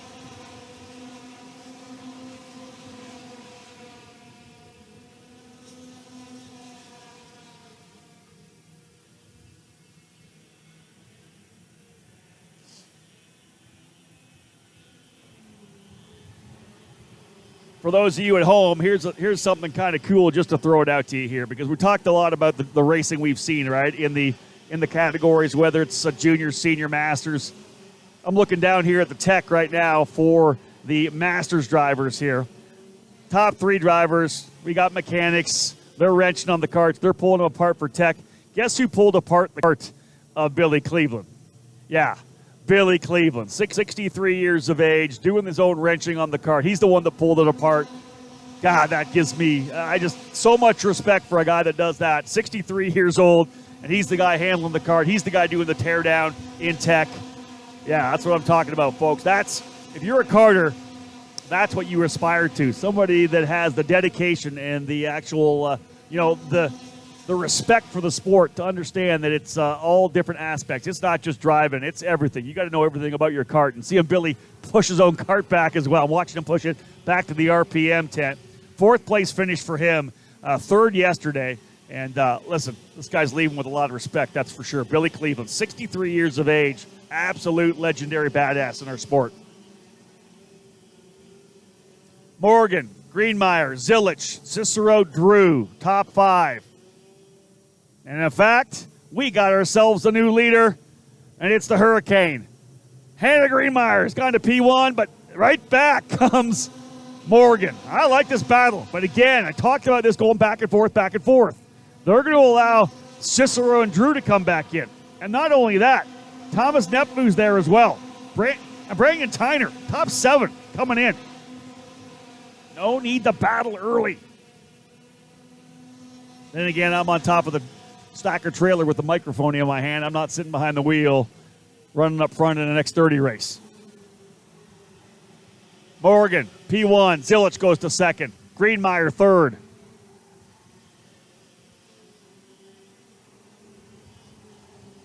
Cicero right there, I believe, in the 4th spot. A little gap back to Jake Drew, now running in 5th. 6th is Nepfu. 7th is Tyner. Brandon Tyner, 2nd place yesterday. Story at the very top of this one, though. Norberg out. Contact early. Wrecked with Trey Brown in the pre-final. Wrecked with I don't know who. Doesn't matter. At the start of the final. This is a drop race for Ryan Norberg, guy that came off a big race win yesterday. Another victory here would have almost sealed the deal for the championship, I would have to believe. Would have given him an opportunity to have one good race at Newcastle to win the title. His 5th, potentially. 4-time champion.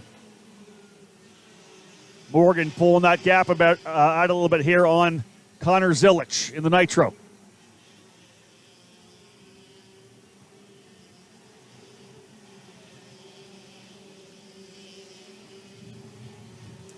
Greenmeyer able to slide back into P2 with a move to the inside of the hairpin, turn 10.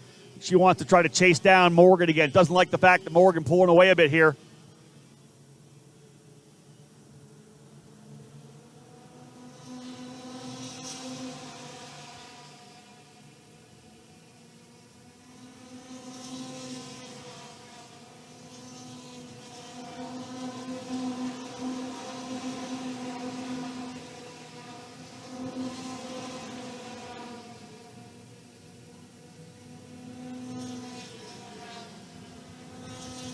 Cole Morgan leading the way.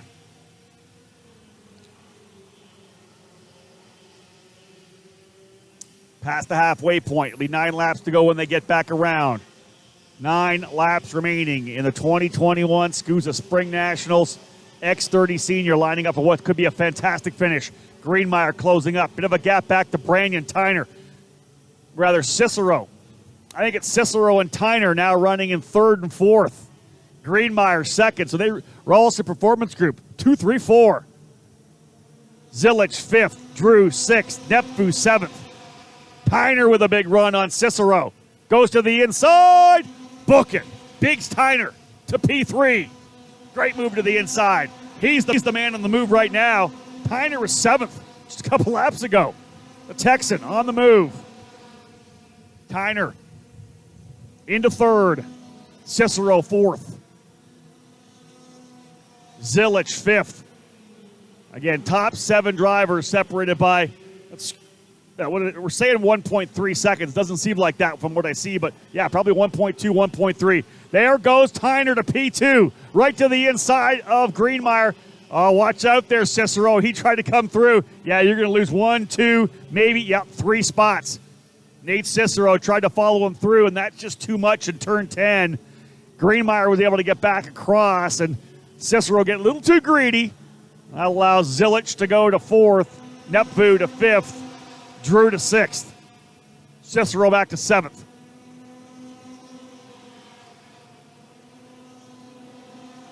So Brandon Tyner up into 2nd spot. Finished P2 to Norberg yesterday.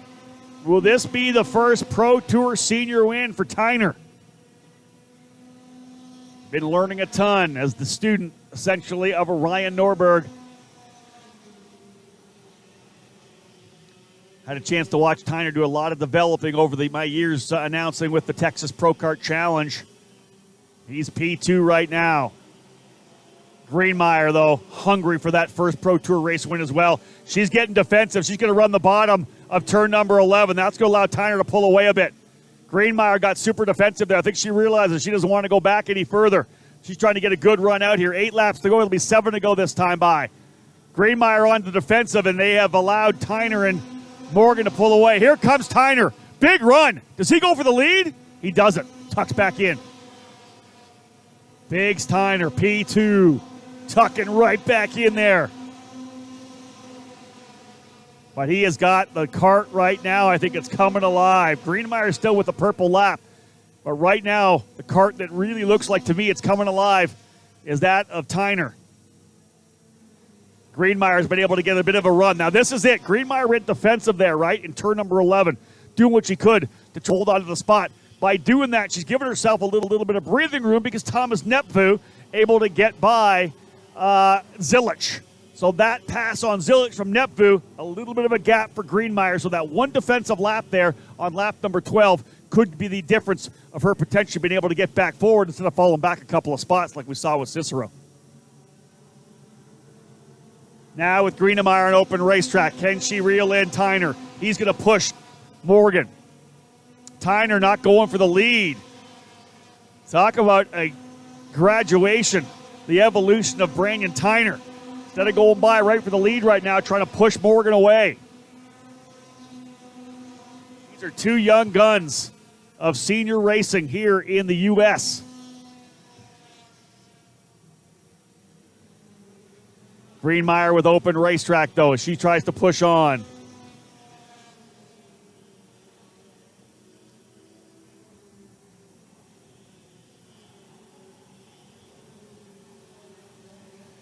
Morgan leads, Tyner second, Greenmeyer third, Nepfu fourth, fifth is Zilich, sixth is Cicero, seventh Drew. Big gap back to Dante Yu, third yesterday, running seventh today. Dante feeling a lot better. Dante started in 15th. He's into 8th.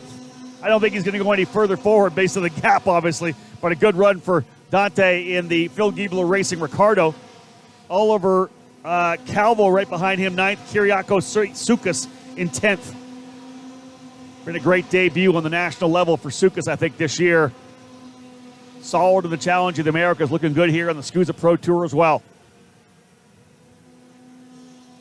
Greenmeyer chipping away at it. Nepvu in 4th, but that's the gap back there. Nepvu's going to have to wait for them to battle to get close. We got ourselves, I think, a 3-driver fight. 2 Rowelson Performance Group drivers ready to battle the RPM Tony Kart of Cole Morgan. 5 laps to go in this year's Spring Nats. Tyner, to me, looks like he's been biding his time. How long do you wait? What kind of a gap do you have? You know he's getting the signs from pit lane on what to do, how much of the gap. Big run again on Morgan. Pushes them back down into 1 again. They continue to pull away a bit here. The gap continuing to separate between 3rd and 4th. That's the cushion that's going to give both those guys a chance to go at Morgan. A little bit of blue sky peeking through here behind me. Still very chilly. Wind coming in from the left. That's going to be in their faces coming down the straightaway. We haven't really seen it that way throughout the weekend. It's either been perpendicular in either direction. This time, right into their face on the straightaway. What's that going to do to the draft coming down into 1? I'll tell you one thing, Nepvu's not giving up at all either. He did a 58.7 last time by, quicker than the leader. Nepvu in 4th, probably 4 kart lengths behind Hannah Greenmeyer. The minute they start battling, he's going to be there. This one here is just starting to bubble up. We're getting to the heating point here. Here goes Tyner to the inside for the lead. Book it. No, that's Hannah Greenmeyer. I thought it was Tyner. It was Greenmeyer. She goes to the lead. Greenmeyer about an inch higher in the seat, significantly taller than Hannah, maybe even more than that. But Hannah Greenmeyer, I believe, into the lead now. They'll work their way to 4. Yes, Greenmeyer's the leader. She has gone by both Tyner and Morgan. Can she hold it from here? Gains about a length coming out of turn number 10 through 9. Got to run the wide line. Tyner to the inside of Morgan for P2. Book it. He's through. Rawlson 1-2 again. Morgan trying to find a way by. Tyner again. It'll be 2 laps to go this time by. 2 laps remaining in the Spring Nats. Out of turn 18, Greenmeyer with a bit of a lead. She looks over her shoulder, sees what she's got. 2 to go. Tyner spooling up. That draft I talked about going to come into play. Morgan looking to the inside. No. Morgan had a quick peek to the inside of Tyner. Thought better of it. What a way to cap off this year's Spring Nats at the Utah Motorsports Campus. Greenmeyer leading. Tyner second. Here comes Nepvu. I knew it. He's going to get aggressive here now on Cole Morgan. Watch for Nepvu to think about the inside of turn 10. Yeah, he ducks the Burrell to the inside. Book that one too. Nepvu now into the third spot, and he's going to stack everybody up. It's going to be a Rawlson 1-2. Contact between Morgan and Nepvu. Morgan on top of Nepvu. He has climbed on top. They are off the racetrack. Morgan, Nepvu, both done. Off the racetrack, climb together. It's all Rawlson. Greenmeyer leads it. White flag flying. Here comes Tyner. Final circuit. Tyner looking to the inside. Side by side slide job. Tyner goes through. Greenmeyer back on the inside. Hannah back to the inside. Does she hold it coming through 3 and 4? The Rawlson drivers battling it out for the position. The contact has given them room, though, the cushion to do so. They've got lots of room. Who's leading? It's Greenmeyer. She's come out of the lead, out of the bus stop. She's got about a length and a half. She'll look over her shoulder. She can run clean through turn 10 and does so. Tyner tried it. An over-under, though, for Greenmeyer. Both Morgan and Nepvu out of the race. Out of turn number 10 through 11. Greenmeyer with the lead. Will it happen again like it did in the Winter Nationals? No one's going to challenge her. Out of 17, at 18. Will this be our first ever female winner? She gets it. Greenmeyer wins. Hannah Greenmeyer wins in Utah. Greenmeyer, the victory for Rollison Performance Group. A 1-2. Greenmeyer and Tyner with Norberg off the track. You just got to hope that there's no pushback. She's had it before. Hannah Greenmeyer, unofficially the first ever female winner of the Superkarts USA Pro Tour. High five and fist bumps as she drives around. Nate Cicero gives her one there as well. She cruises around. Greenmeyer winning, holding off Tyner. What a finish. Tyner made the move on the final lap to the inside of turn number 1. It was an over-under. Greenmeyer able to hold the position. Here comes Tyner into pit lane. Zilich from third, I believe.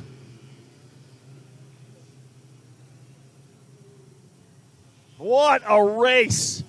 Nepvu had done a tremendous job going to P3. The contact between Nepvu and look at this.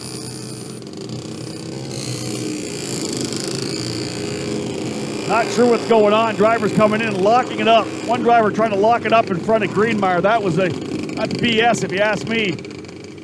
We got to have officials out here watching drivers lock it up. I'm sure everybody's going to be looking at pushback bumpers here right now, but otherwise a fantastic run there for Greenmeyer. Some good racing. Hate to see it, though, drivers coming into pit lane and locking it up here on pit lane.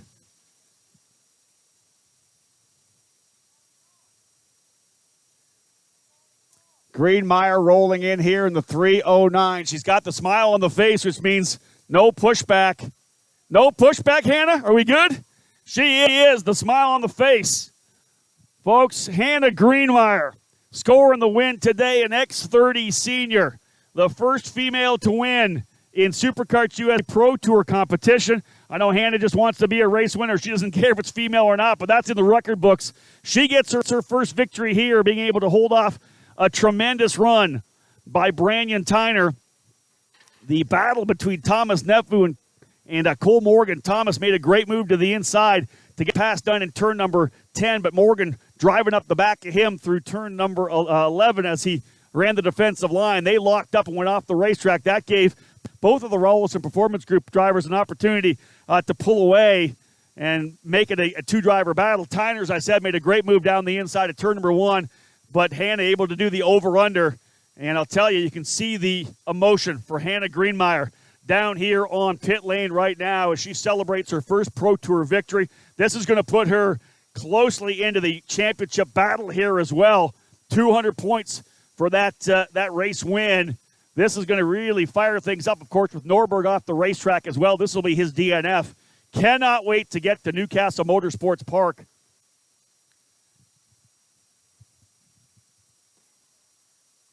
Let me grab the results real quick for you here. Greenmeyer with the win. They've already updated here. Let me get this dialed in here. Yeah, waiting for the update here. Try to be able to give you the full speed. Not working for me here on my phone to be able to give you exactly what we have in terms of the top 10.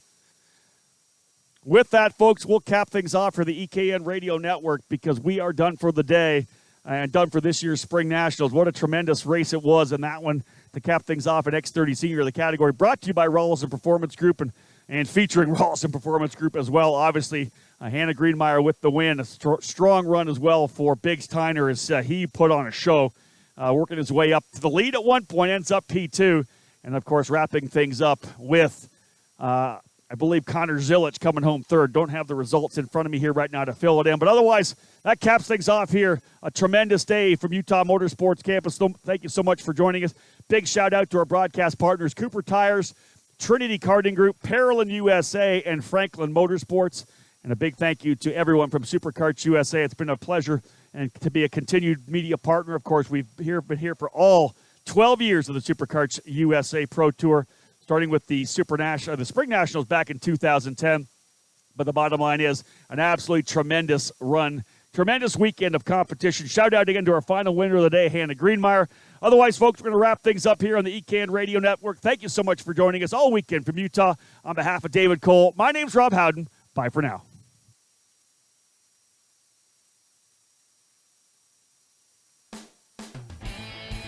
Thank you for joining us from the SKUSA SpringNationals in Grantsville, Utah. Our EKN Trackside Live coverage, audio production, and social media was managed by David Cole. Rob Howden provided our race commentary. Big thank you to our broadcast partners this weekend: Trinity Karting Group, Parolin USA, Franklin Motorsports, and Team Cooper Tire. This EKN Live broadcast is copyrighted by eKartingNews.com and the Howden Media Group. This is Rob Howden, and thank you for tuning in this weekend and throughout the entire 2021 season.